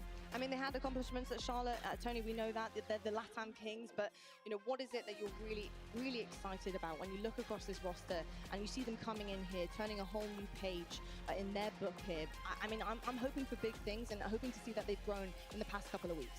Well, to be honest with you, I have a special place in my heart for each and every one of these players on this roster. When I first started actually casting Halo was towards that tail end of Halo 5. Well, that's why I got to know these boys so well. Magico, Acid, Lure, and Drift. And honestly, I'm proud of them. The best placing from Latin America at Charlotte. huge for Latin America and for Cave Sports. Massive, absolutely massive. You can see how important Game 5s are, folks, as well. We've also seen this with the likes of Mindfreak. You see that they're going 3-2 and beating these teams out. The Slayers are so important, but also just getting to that Game 5. It's everything that you could need under you as the underdog here. And Akave, they're going to have to build upon that as they face Shopify Rebellion. Speaking of, on the other side of things, this is the first time we are seeing our back-to-back champs. They are having a fantastic second half of the season. And wouldn't it be pitch perfect if they could do this? The perfection run, the run that is untouchable once again here at the Halo World Championships. Shurs, so much you can say about this roster that we've already said before because we just haven't found anything to pick apart just yet. What do you make of them?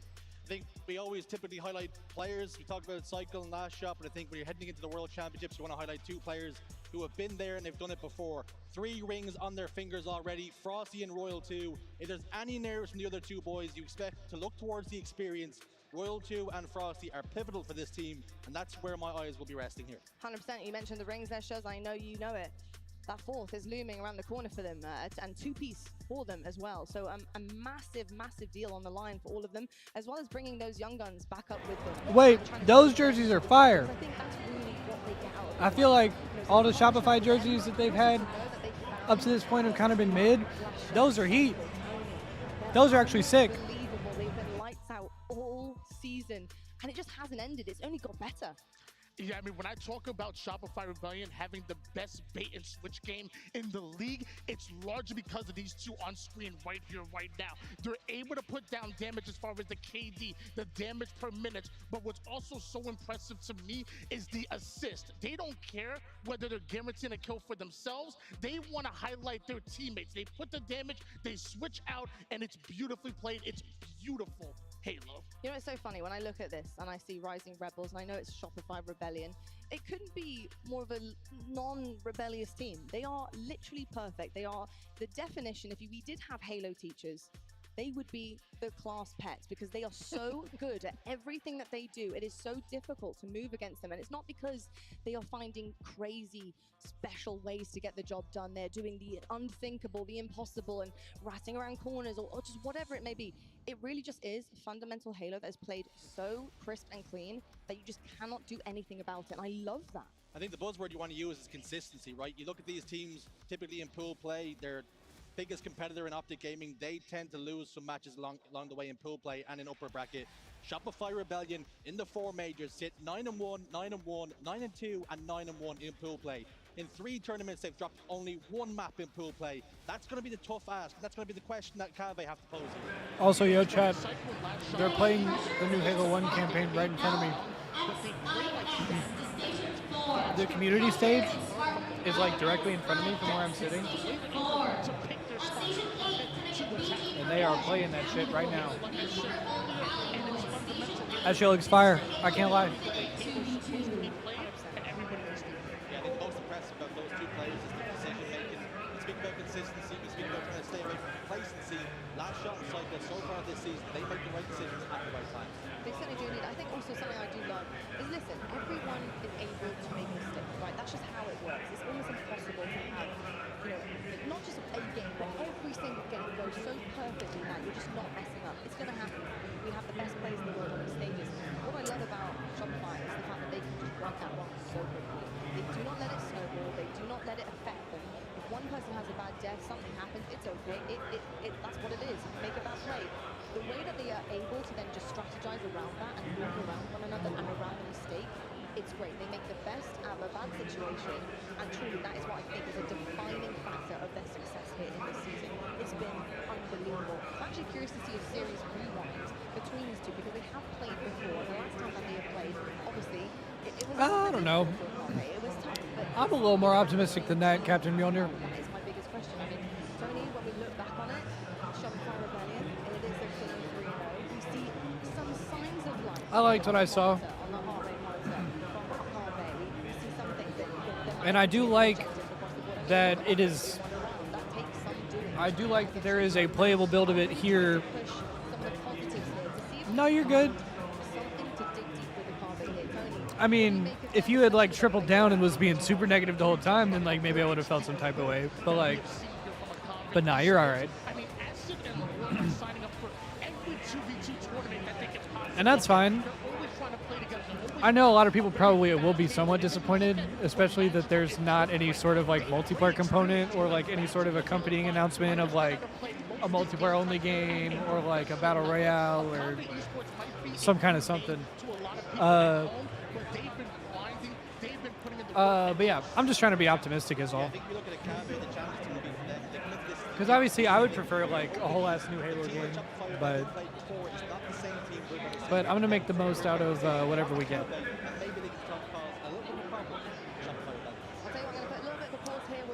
Yep, Captain Mjolnir. Rebellions are built on faith, aren't they? What's up, fellas? I think the boys is here. That's all right, GG. SSG go up 2-1 against Omit.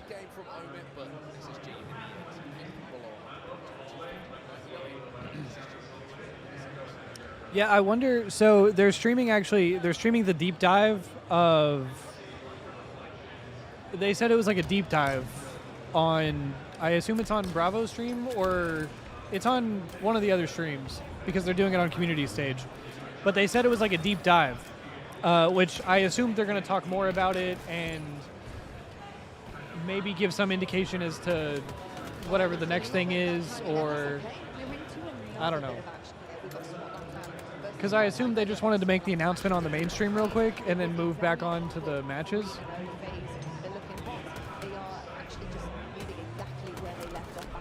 Yeah, I don't know. We'll see what SWAT can do here on the bounce back, but Cloud9 also is being good.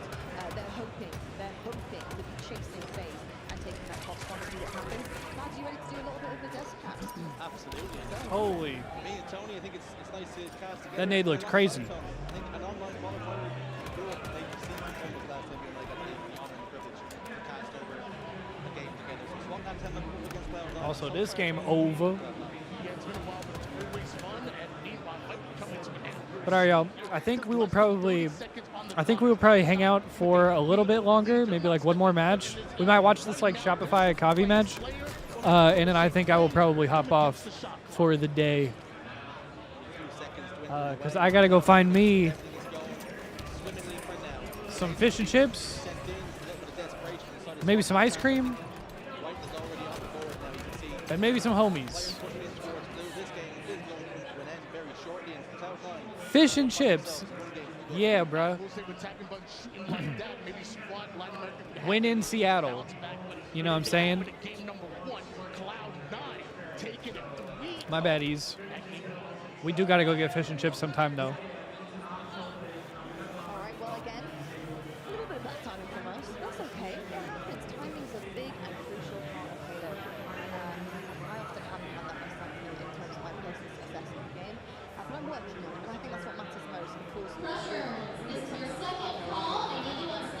But also, sorry, I know that was the first time chat. Welcome, Captain Mjolnir. Welcome to the party, brother. It's really important that they have a leg up. I think we've seen how much Confect teams are not having any success on day one in the tournament. Confidence is everything, and when the pressure is on, you've got shoulders full of pressure. It is unbelievable. It's the final one of Halo Infinite, and it's the final one of the season, and arguably the biggest one. The one with the ring at the end, the one with the chip, the one with the trophy, the one that everyone always remembers. Shows you that level of pressure can either make diamonds, or we see teams crumble. Are there any teams that spring to mind that you're thinking, right, I don't want to see you crumble, I want to see the opposite side of this. Show me the diamonds. I think I'm looking towards Envy. I have to pick a team. I think they're the ones that are breaking that top. Station 2, Pink Pants and Volleyball. Station 2 for Halo Infinite 2v2. Get over that one. Get that from off that. You know, one team, and to be honest, I didn't think about players specifically that I think about when you mentioned that is Renegade. When you never notice when Optic get dropped down to the lower bracket, you see Renegade play his best Halo. He will run through those lower round 1, round 2s, and all the way to that elimination bracket finals. Look at his stats specifically in the lower bracket. When the pressure's on, Renegade might be the best player. I will say, I can't wait for those fish and chips either. That shit gonna here at the Halo World Championship. It really is such an event uncomfortable place to be. So I'm excited for the fans because I'm stuck up here on the desk, which also I love. But I do also want to take a peek at some other things that are happening while we are waiting for the main action. Hey, see, this is what I'm talking about. They're doing the deep dive. And of course, that incredible update that we got from Halo Studios is campaign involved. They're there right now. Second call, Cali Boys, Station 8. Cali Boys, Station 8, this is your second call. Cali Boys is late to their match.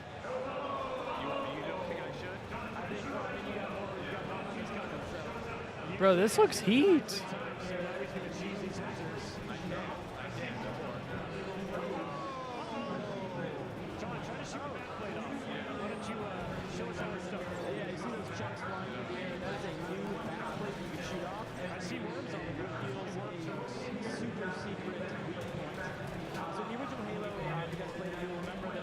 Oh, no one shot. With one shot pistol kill every dang time. So what we did here is we got a new backplate. This backplate can be shot off with a little bit of damage, and then that weak point on the back does a ton of damage. It's not going to be one pistol shot to kill, but it's about 3. Okay. Weaker, yeah. Much faster kill if you can get to that.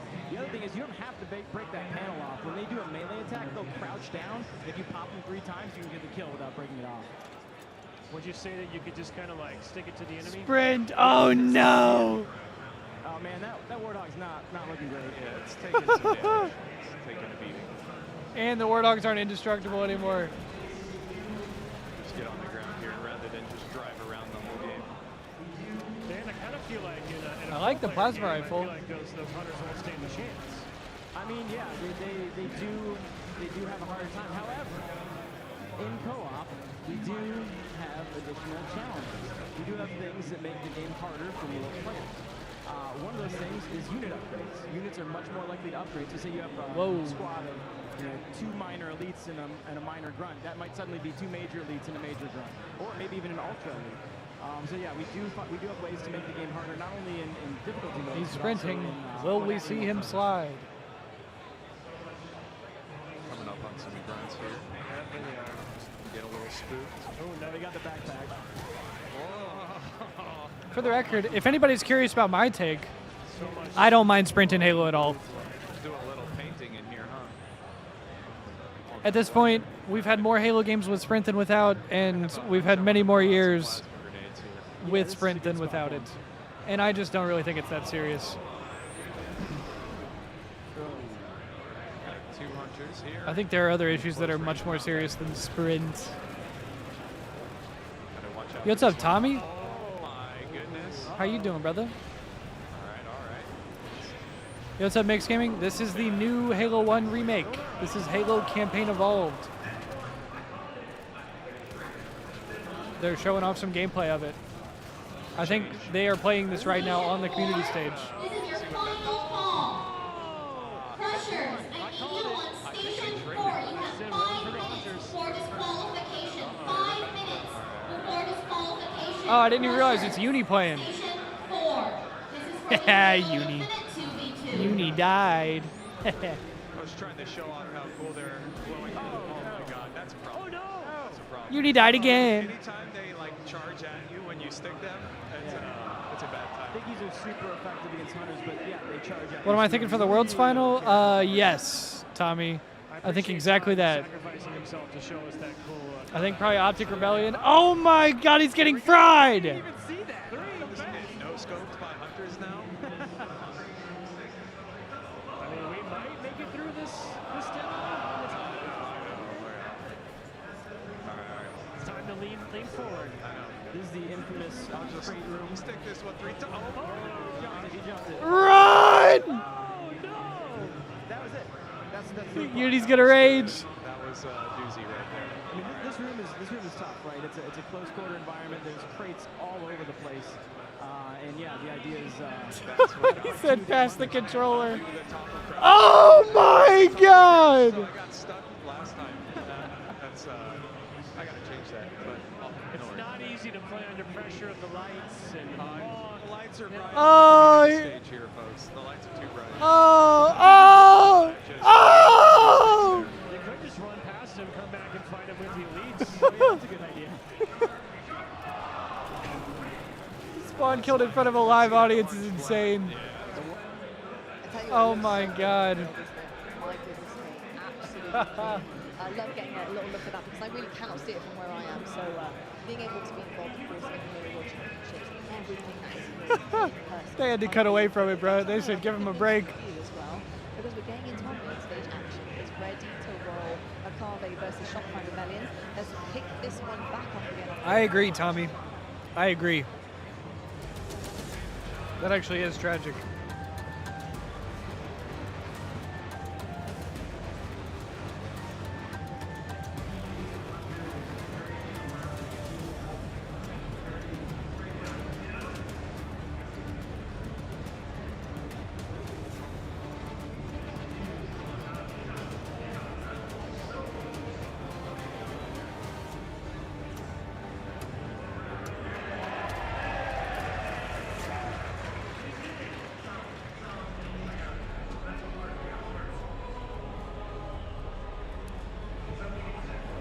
The Hayabusa goes crazy. Why he looking like that?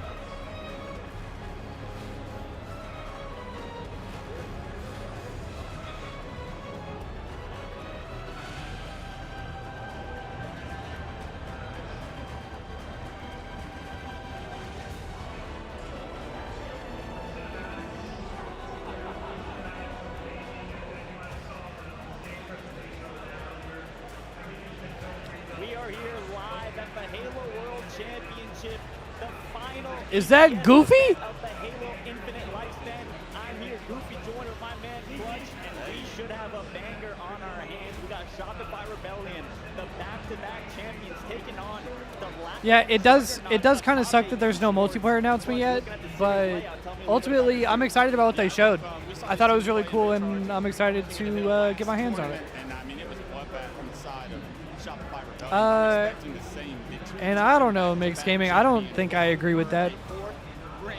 I mean, I don't think I agree with the fact that they should let it die. But there's a lot of people that would probably say that they already ruined it. There's a lot of people that would probably say they ruined it with Reach. A lot of people would say they ruined it with Reach. And a lot more people would say they ruined it with Halo 4. And then Halo 5, and then Infinite.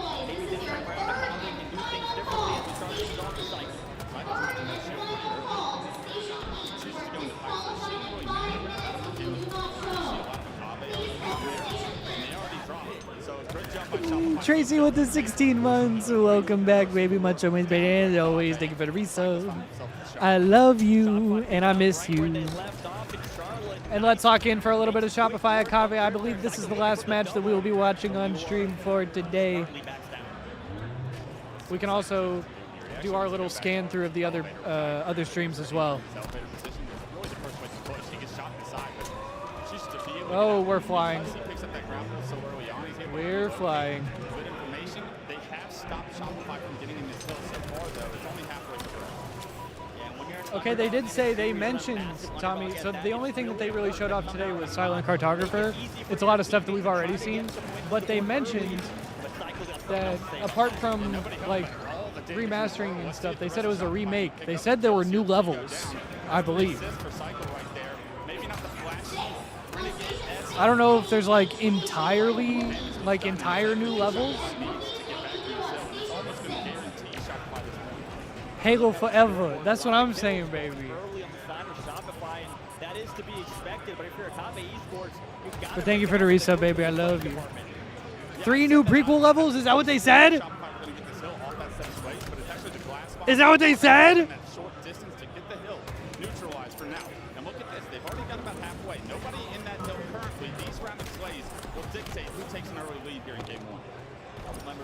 Yeah, I don't know. I think they're redoing Halo 1 less as, I think it's less like they ran out of ideas and more like, I think it's more like they needed a proof of concept for Unreal Engine. They needed like a sort of jumping on point in a way to onboard the PlayStation players. And they also needed to give us something in between now and whenever the next mainline Halo game. And they figured it was better to give us a Halo 1 campaign remake that would also be extended to PlayStation fans. And they figured that was a better idea than to give us nothing for like 2 or 3 years.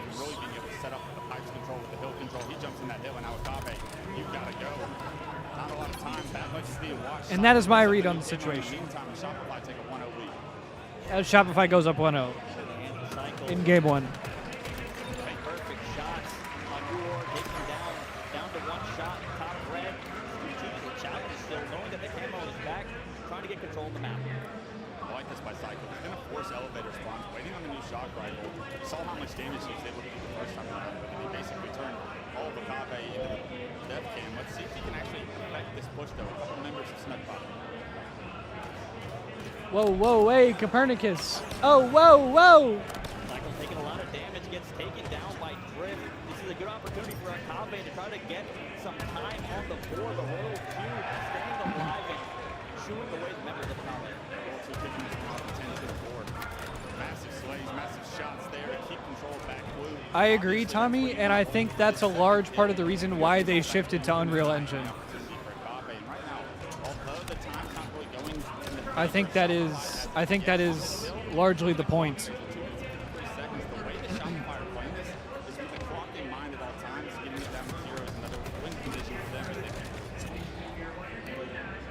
Because the reason why they had to take so long on their games in the first place was because they had their own in-house engine, and so it would take time to like bring new people in, train them on a new thing, figure out how to work it. Plus they were designing it from the ground up at the like sort of on the fly. So like trying to figure out how to use it and train new people on it, and I don't think it could like do sustainable updates and stuff nearly as fast as they wanted to. It's a lot easier and quicker, I think, to like just use the industry standard thing that everybody's trained on already. And that way there's precedence for solving problems and issues. There's people who are trained on it, so like if you ever have problems or you need to bring new people in, you don't have to like train them on the whole ass new thing. As Akave gets a hill, we got a 1-1 game. That's a burger-ass death. I don't know about that one. But I agree, these 5 and 6 year cycles are entirely too long. I agree. I think 2 years is perfect. I think 1 year is too quick. We do not need to be moving like COD. I don't want to play like a new Halo game for like 6 months and then spend the rest of the time thinking about what the new one's going to be. I think 2-3 years is perfect.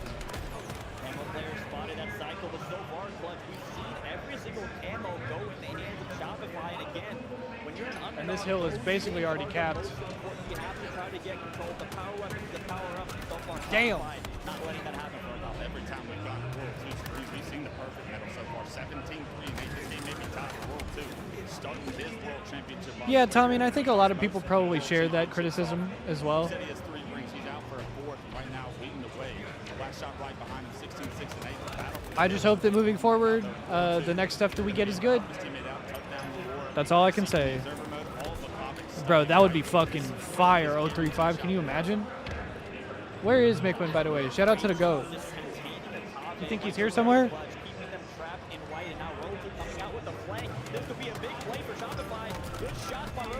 That's a lot of damage.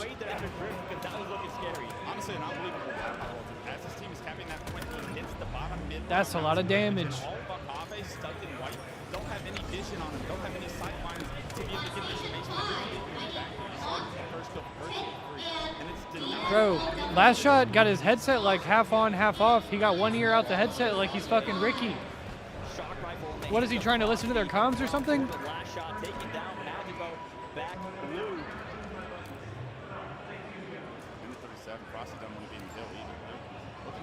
That's like some old head open bracket shit, bro. People used to wear their headsets like half off so you could listen to the other team call out.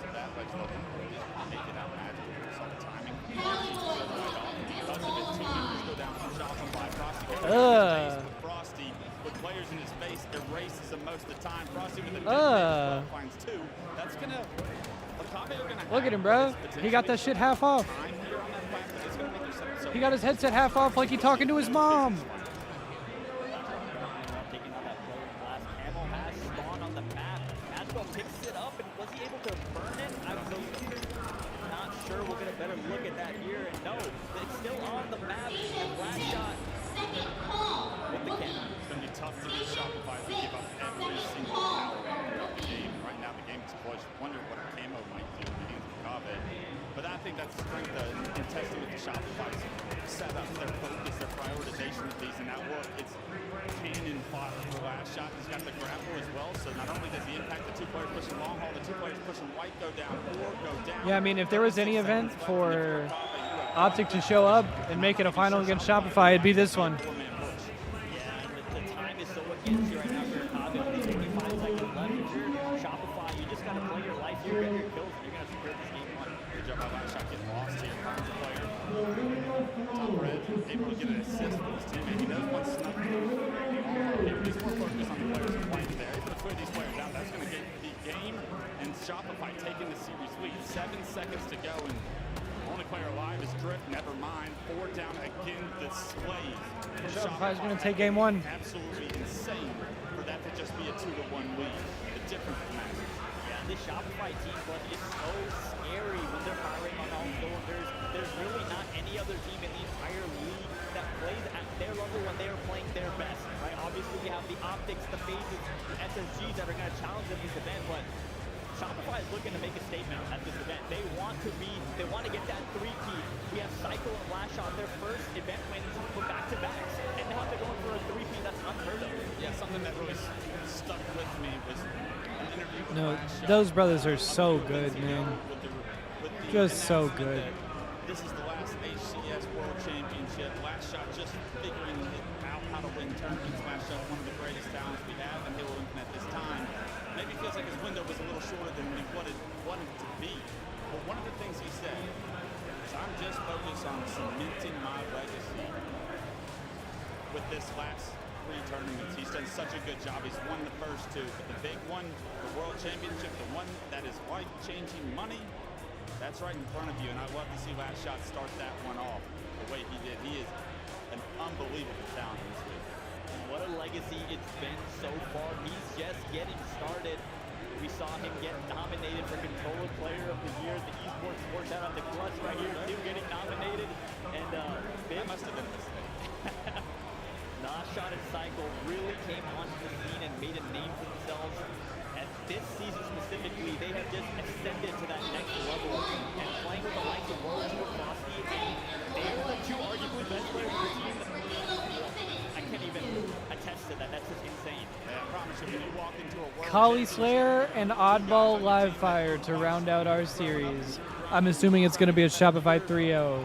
But Aquabomb and Slayer Streets, excuse me, if we need to go to a game 4 and 5. These guys, Cycle and Lashot, maybe they haven't done it yet, but they've proven to me that in big-time moments, these guys have big-time opportunities and make big-time plays. So I'm loving what we're seeing from Shopify so far. Inside of Kave, though, you've got to figure out ways to get some of these power-ups, these power weapons. It felt like they were playing from the deficit the whole time. The score was close. Usually, if you told me Shopify got every single camo and every single shot rifle, I'd have said probably 4-0. It didn't go to time. So maybe not the most... A Halo 5 remake would go stupid. Can you imagine? All right, game 2, ladies and gents, Coliseum TS.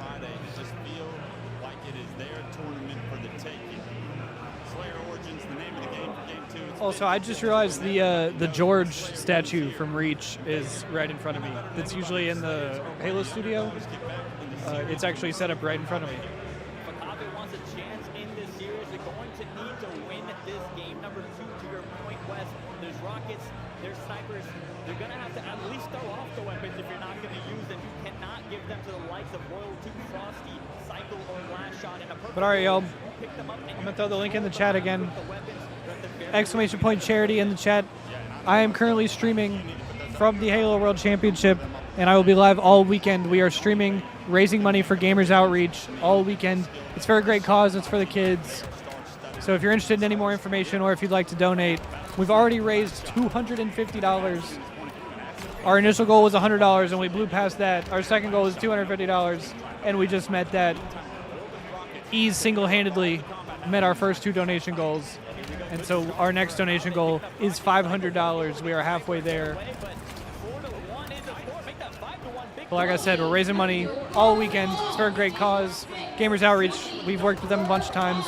If y'all don't know, they make the go-karts for hospitals so that the kids can like play games while they're recovering. Yo, these brothers are moving. But yeah, it's for a great cause. So if you're interested or if you'd like to donate, there's the link. All right, let's lock in. Shopify takes the lead. Let's lock in for this game too.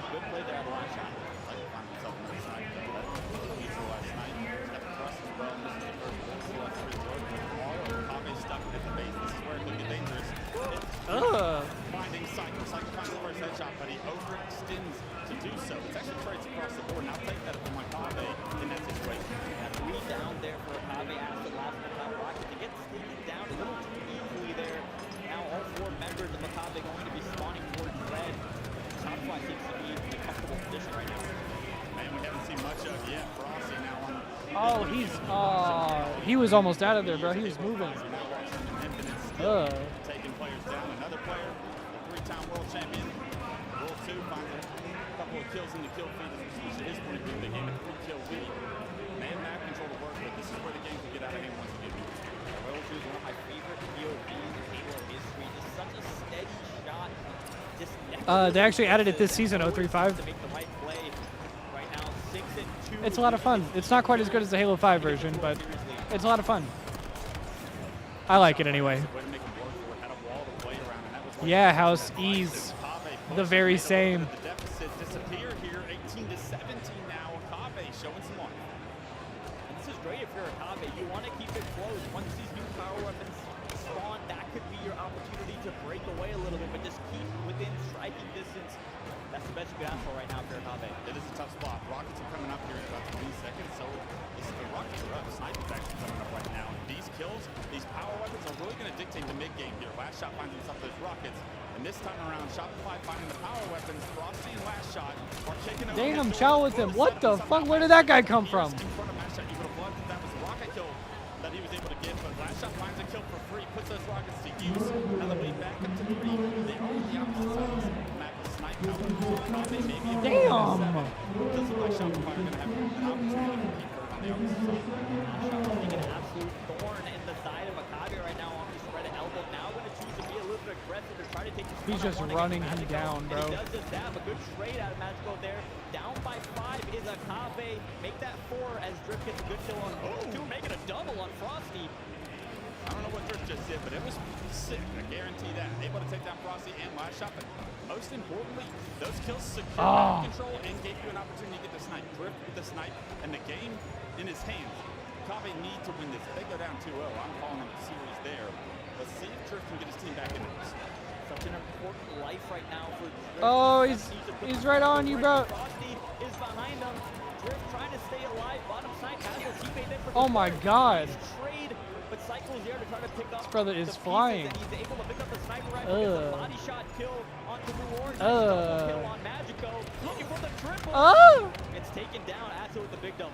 I mean, almost. Phenomenal job by Akabe. I was going to say, I need more from Drift with that snipe. That opportunity. And Royal 2 gets sniped. Take this game, but And it's thrust. such a scrappy game so far. Akabe finding trades in situations they have no business trading in has been impressive. It is why it is a 2-kill game. When will Shopify kind of gain that lead that almost makes it unwinnable for Akabe is what I keep asking myself. But Akabe continues to find these kills and stay in this one. At the scoreboard, Acid with 14 kills, trying to put his team on his shoulders in this pivotal game number 2. A rare miss. The body shot not going to be able to be capitalized on here. And Roll 2 usually rips the head every single time he has an opportunity. Narrowly misses the timing on that player back snipe. Trying to find some way to get himself involved in this combat. Brother can't find nobody. He's able to find 2 kills as well. And Roll 2 just hasn't found any damage so far. And Shopify by 4 though. Maintain that 4-kill lead. We would have liked to have extended it there with the map control they had. Now they have to once again fight the map control that they Oh my God. Damn. Not able to get Oh, but he that falls kill. off. Trip actually falls off the map. 3-kill lead for Shopify. This one could be anyone's game. These Rockets are going to be Oh, no. the game decider. Oh, no.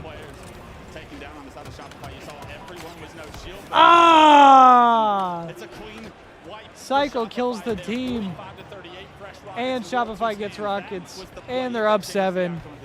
Ah, Jesus Lord. Now, Royal 2, one of the best players with power weapons, has got the Rockets. Not in the best position, however. You want to be looking down with Rockets not up, but when they're next to a wall, it doesn't matter. Royal 2 finds not only an assist, but a kill that extends it to 48 to 39.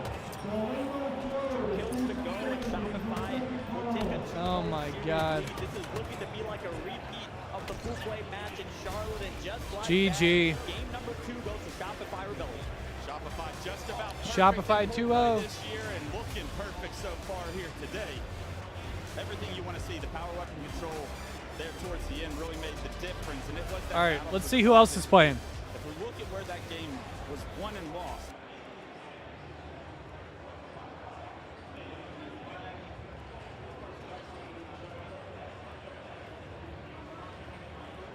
Optic about to play Majin on Bravo.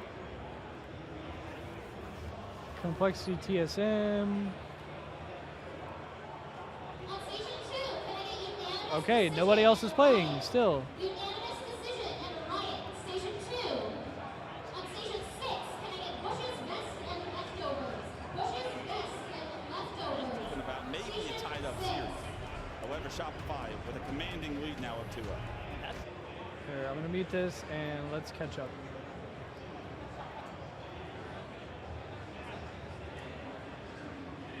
Try to get as close to live as we can.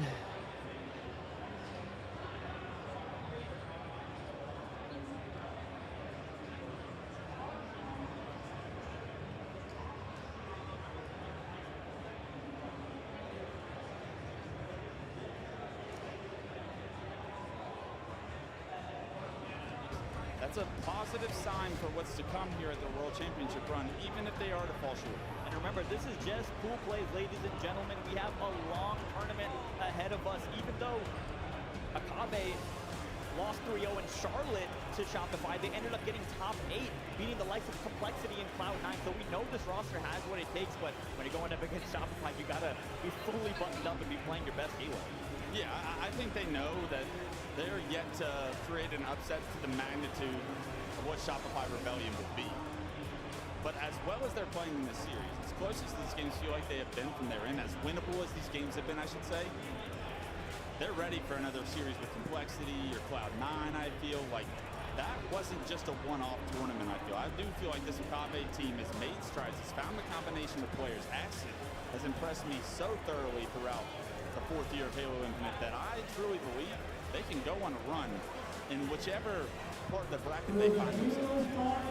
Next up, we're going to have Live Fire, Oddball. And if you're an Oddball. you got to get some momentum, right? And even if you try to get a round in here, and obviously preferably try to get a game win and push this to a game number 4, but you want to build those habits early in the tournament atmosphere. In pool play especially, you have a little bit of wiggle room. Right now, Akabe really needs to iron out all their wrinkles. I don't want to be a broken record, but I mean, they've got to do a better job of putting those power weapons to use. But as we take a look at the pool play standings right now, FaZe Clan and Cloud9 doing their job so far here today. Optic Complexity 1-0. No real upsets. But I do Not hear so we have far. some SSG Omen highlights, and it's good to see SSG and Envy start their tournament off hot, because we know that series at the end of the night is going to be everything to both of those two teams. Oh, yeah. SSG and Envy going to be vying for those top spots at the end of the tournament. People talk about Optic and FaZe and Shopify, but looking here at the series layout, this went all the way the distance west. Omen pushing it to a game 5, but ultimately SSG That's a good showing from taking Omid. the series win 50-37 on Live Fire. I hope that Omid team plays well this weekend, man. I really do. Looking at this graphic, right? Omid pushing SSG the distance. Omid feels like they've underperformed and underplaced this entire year, and that's got to be kicking them now that they let yet another series get away from them. SSG, in my opinion, you have no business going to game 5 with with Omen. If I'm Envy and I see that series moved to Game 5. Oh, same, Tommy. I'm feeling good about our chances here tonight. Oh my God, suppressed hard carry. What the fuck? This guy is Jesus. Factor for me on the Space Station team. They picked up Suppress to be that main slayer for them, and so far they haven't really reached the heights they wanted to. But maybe this event, the final event at the Halo World Championships, Suppress can help push SSZ over the top. Yeah, Suppress has got to be special this weekend if SSG want to remain in the top 4, and even, I mean, 2 of those players are 2 of your reigning world champions. You know that this is an opportunity to continue their legacy. Wouldn't it be a story if SSG somehow, some way found the rhythm, found the lightning in a bottle, and rode it all the way to an back-to-back world champions for Stellar and Eco? That's one hell of a story. We have a whole lot of opportunity for stories. But right now, Shopify continue their story up 2-0 in the series back-to-back. All right. Champions. Let's lock it in for live fire bulb. I believe this is probably my last map of the day with y'all, so let's finish it off strong. Yeah, I'm gonna throw the charity link in the chat one more time, since I believe we're probably winding down for the night. But we are raising money all weekend for Gamers Outreach. It's for a great cause. It's for the kids. If you're interested in more information or if you'd like to donate, there's the link for you. We are currently halfway to our $500 donation goal. What does he do? He goes for Snipe. That's a good choice. Meltdown in the back. It's gonna be a player going. Oh, what the fuck? Frosty just takes the head off. That's a tough angle to hit that shot, and because he's able to do that, he's able to get control of bottom mid. Ay, ay, ay. Making the 4th player actually already coming off respawn, so it's a full setup for Camo. Throws ball to his teammate and says, "You take that shit." Bad as it gets for Akabe, but as good as it gets for Shopify. Sniper and Camo in the hands of Frosty. Let's watch him put on. And this shit is already looking spooky. Let's see. Player pushing up top, drift, body shot, no shot. It's just Bison Frosty. Nobody else on the map right now as his teammates have done the rest of the work, and this is a perfect setup. How long can they hold it? Camo with the buff.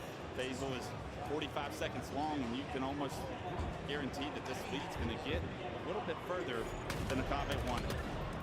This is such a tough position for even the best teams in the Yeah, this world. is already just so tough. A textbook setup. Oh my God.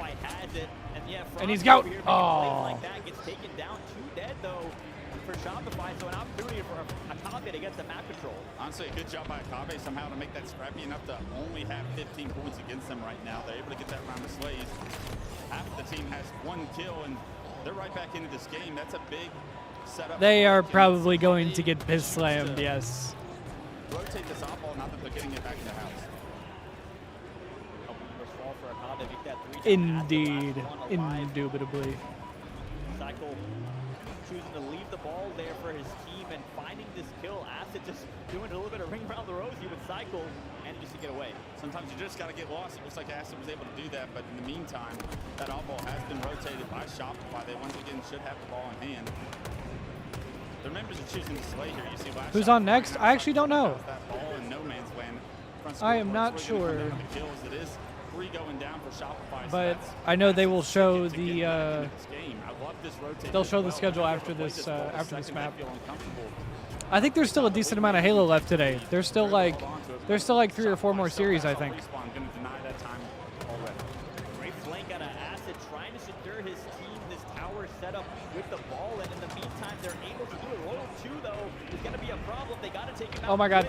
Before he allows his team to push up, Royal 2 gets the kill, takes another player down to 1 shot. He does so much damage, and now Double stick. Oh. Frosty doesn't even get his stick, and Akabe takes the lead. He chose to reveal himself throwing that spike, and with it, Drift had a stick for him. It's not often you see 2 Oh my God. stick each other, but a good job by Drift. He finds a second stick, turns 2 plasmas into 2 kills, and Akabe get the lead. Great job out of Akabe Esports, holding their ground and asserting some dominance on this game number 3. Yeah, not how I thought it was going to Damn. start out, but great for Akabe's confidence. 2 dead though. Continue this pace. That's going to be a play ball. They're going to have to play the ball as they go 3 down. Magico with a good play ball. Unfortunately, it is going to be Shopify picking that play ball immediately up. Frosty's already got top tower control, and you know that ball is headed towards him as well. So really hoping he was able to get that 1v1 kill, but you know Shopify, they're not going to just give up silly deaths. Frosty able to clean up that kill. A couple members small for Shopify. Oh my God, he slid right over the nade. And he goes down. That's 3 down. 3 dead for Shopify. 4 dead for Shopify. Last shot also goes down. Well, you just got Hang on, bro. giving up silly deaths. All of them kind of give up one. Show me some, Akabe. Slides onto a nade. Those are a couple silly deaths that might allow Akabe to stay in this game. 35-29, the lead, and the snipe in the hands of Drift. Psycho does the jump to side. Oh my god, and they're all dying. Drift actually doesn't check him because the reticle. Oh my god, and they're all dead. It's a good job to play the snipe. Down a good play of the snipe there by Drift, but here comes Shopify to regain the lead short. Last shot pushing up on the Akabe Spawn. Blue Ward on the short side of that gets taken down right off Spawn. Last shot with the peak shots. Utmost confidence. Brother just wiggling. You can't even get 4 on the map right now. This is Shopify special right now. They make sure they stagger your respawn. This brother's POV is so clean, man. So clean. The ball actually rotates from the tower all the way in the house. Shopify is now taking the lead by 10. We saw this exact setup for Shopify early in the game, and Akabe was able to break it pretty effectively. Let's see if they can do it again. 2 members fall. Make that 4 dead for Shopify. Once again, a very impressive break for Akabe. And it was no fluke this team got top 8. This team can make plays. This team can break setups. That's what you love to see from Akabe. That continuous opportunity that they find themselves in. How long can they hold the setup is the big question, because it's such a difficult decision-making process. When do you They drop take the that lead ball? right back, How do you though. rotate it? How do you fight these fights right now? 2-on-2 on the map. Drift, head on a swivel, trying to impact the fight that's in house. It does get 1, but in the meantime, Cycle sneaks away with another camo for Shopify Rebellion. I feel like in this entire series, has Akabe even got 1 power-up? It seems like Shopify gets every single camo. 3 dead. Not too much success so far. It's going to be more time for Shopify. Guys, almost as simple a lot of the time. Cycle trying to play around last shots advantage and gives up a life. That uncycle-like almost is one of the best players to play in this life. Kind of gets greedy there, maybe disrespectful, I'll even say. He gets taken down, Camo gets removed. That's the setup for Shopify out the window. They do have a 15-point lead for now, but it's Akabe once again with the setup in house. Last shot takes down War. Magico takes down Frosty. Last shot with a nice flank on Magico, does some damage. Now for a rotate towards the ball, but Magico comes back around and takes him down.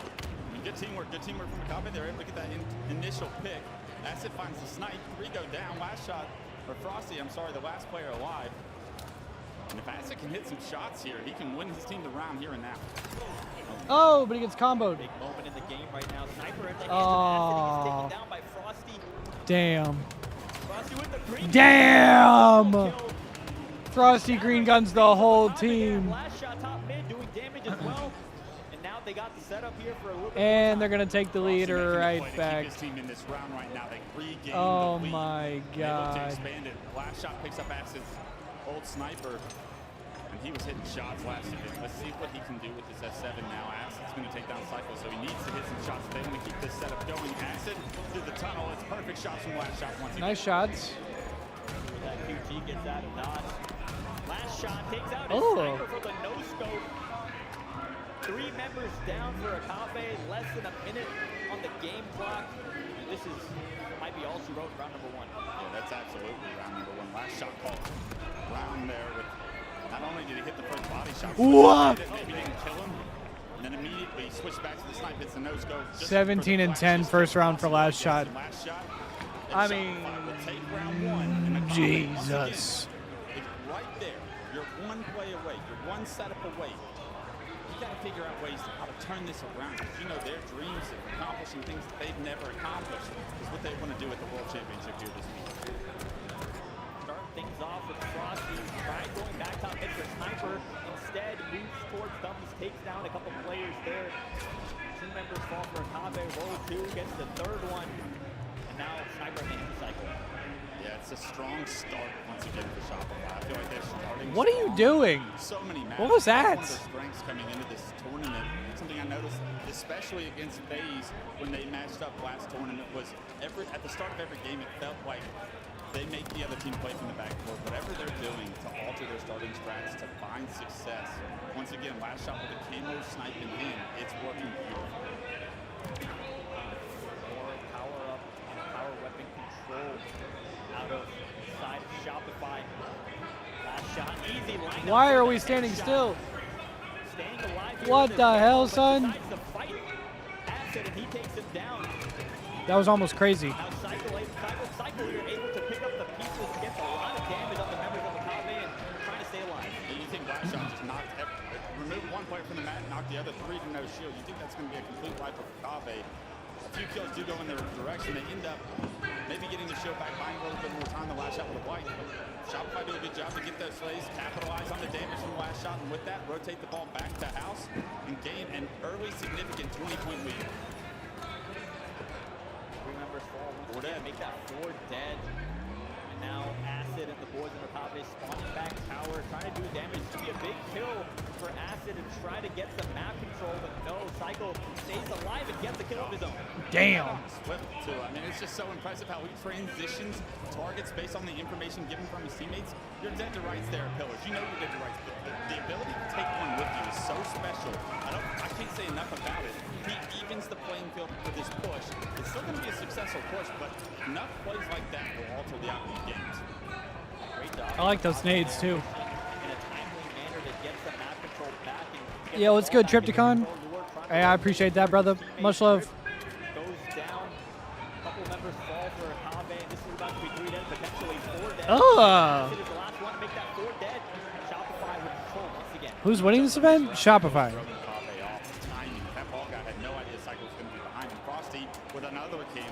I mean, after the last 2 especially, goddamn. What's good, Tripticon? How you doing, bro? Once again, getting the kills at the right time allows Shopify to get the power-ups, but just like you said, Clutch, not really doing too much when they get camos, but hey, at least they're getting them and burning. Yeah, it's everything to not play against it. For a Kave, 21 and 14 for Last Shot, 22 and 14. And this brother's teed. You saw how he shot the nade like that? This brother's teed. Do I want to hear a Halo hot take? Do I? Okay, we're good. Does find the first, nobody home on a second shot as well, though. Drift with an opportunity with Cyclones again. Couldn't do it on Kali. Can he do it here? Oh my god. Oh my god. This is a big formal legacy event. The biggest. This brother is statting. End the game already. He's going to break Formal's champs record. Oh, Jesus Christ. Oh, Jesus Christ.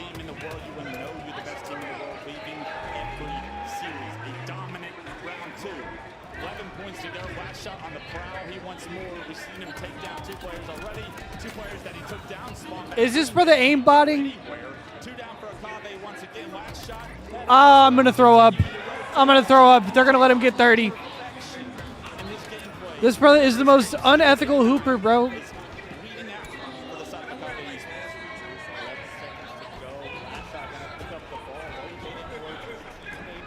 Oh, he's so perfect.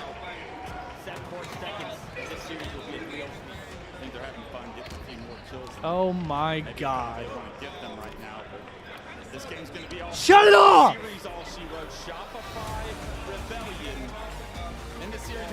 I actually don't think that's that hot of a take. I like Halo 3 Recon, but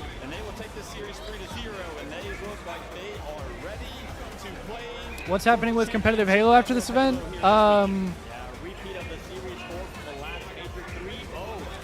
That's a good question. We will probably have a year similar to 2019 where it'll be a lot of like grassroots, like smaller events. We might have like, it's not going to be completely dead, no.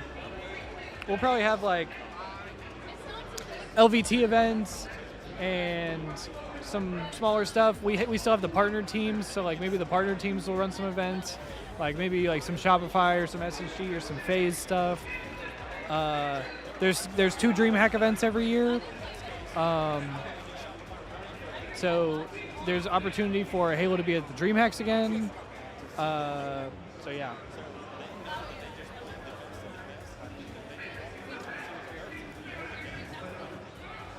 So no, it's not going to be dead. It's going to be similar to 2019. There's not going to be a world championship, and the tournaments are going to be like a little smaller scale in terms of like size and production value.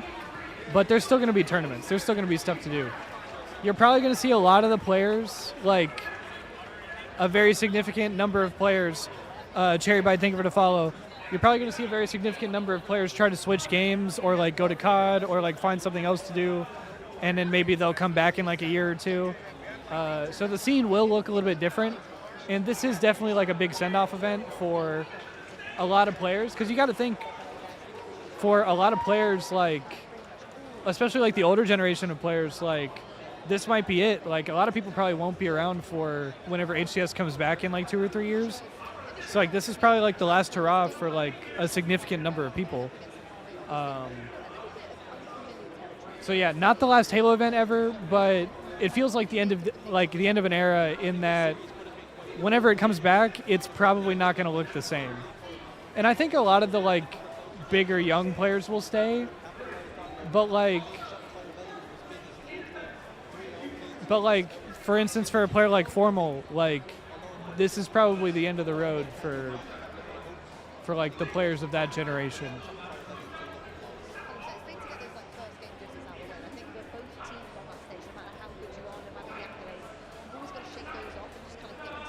I don't know. I think there's a very decent chance that a lot of people go to COD, and that like Last Shot and Cycled are just gonna like single-handedly run the scene next year. I think Formal's probably done, and I think all 3 of those brothers on Optic COD on Optic Halo are trying to play COD. Yeah, we'll see. We'll see about the rest of them, man. I don't know. But all right, hopefully, yeah, I imagine Frosty and Royal too. I mean, Frosty might switch because he has precedent, but also, I don't know. He got kind of done dirty, and like he ended up coming back after his experience in COD, so he might stay. This is definitely a going away party for Infinite, though, definitely. But hopefully they show us the schedule here and we can see who plays next.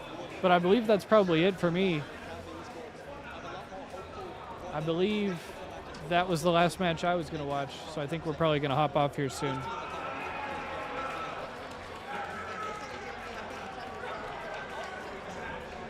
I got to go find my brother, and then we're going to go find the homies and find some food, I believe. So, and I might need to go play that Halo 1 remake.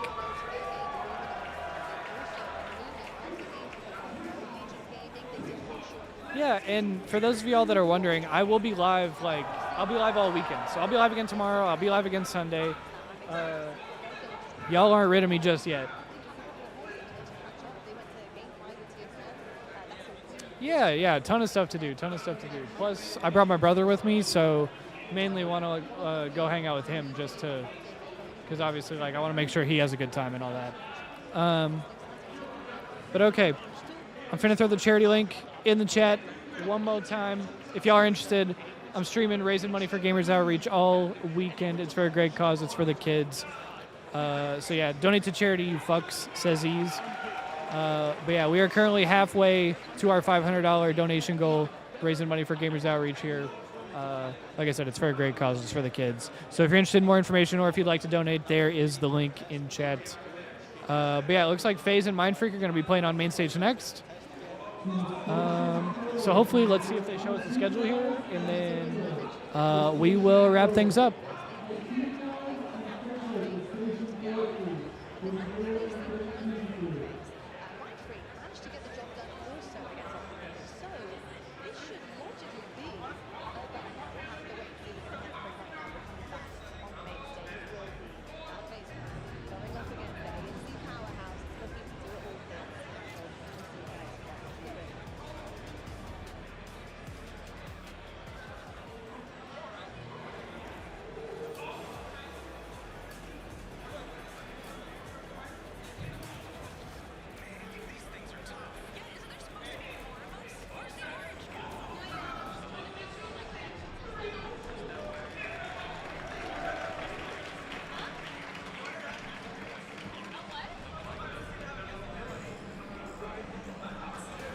Hey, yo.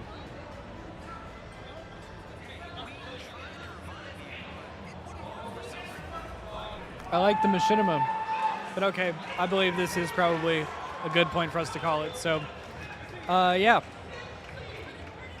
But yeah, like I was saying, I believe we are going to call it there. I'm going to go ahead and hop off for the day. So yeah, I'm going to go check out the rest of the stuff here today and find my brother and maybe find some more merch and maybe find some food. But yeah, I should be live again.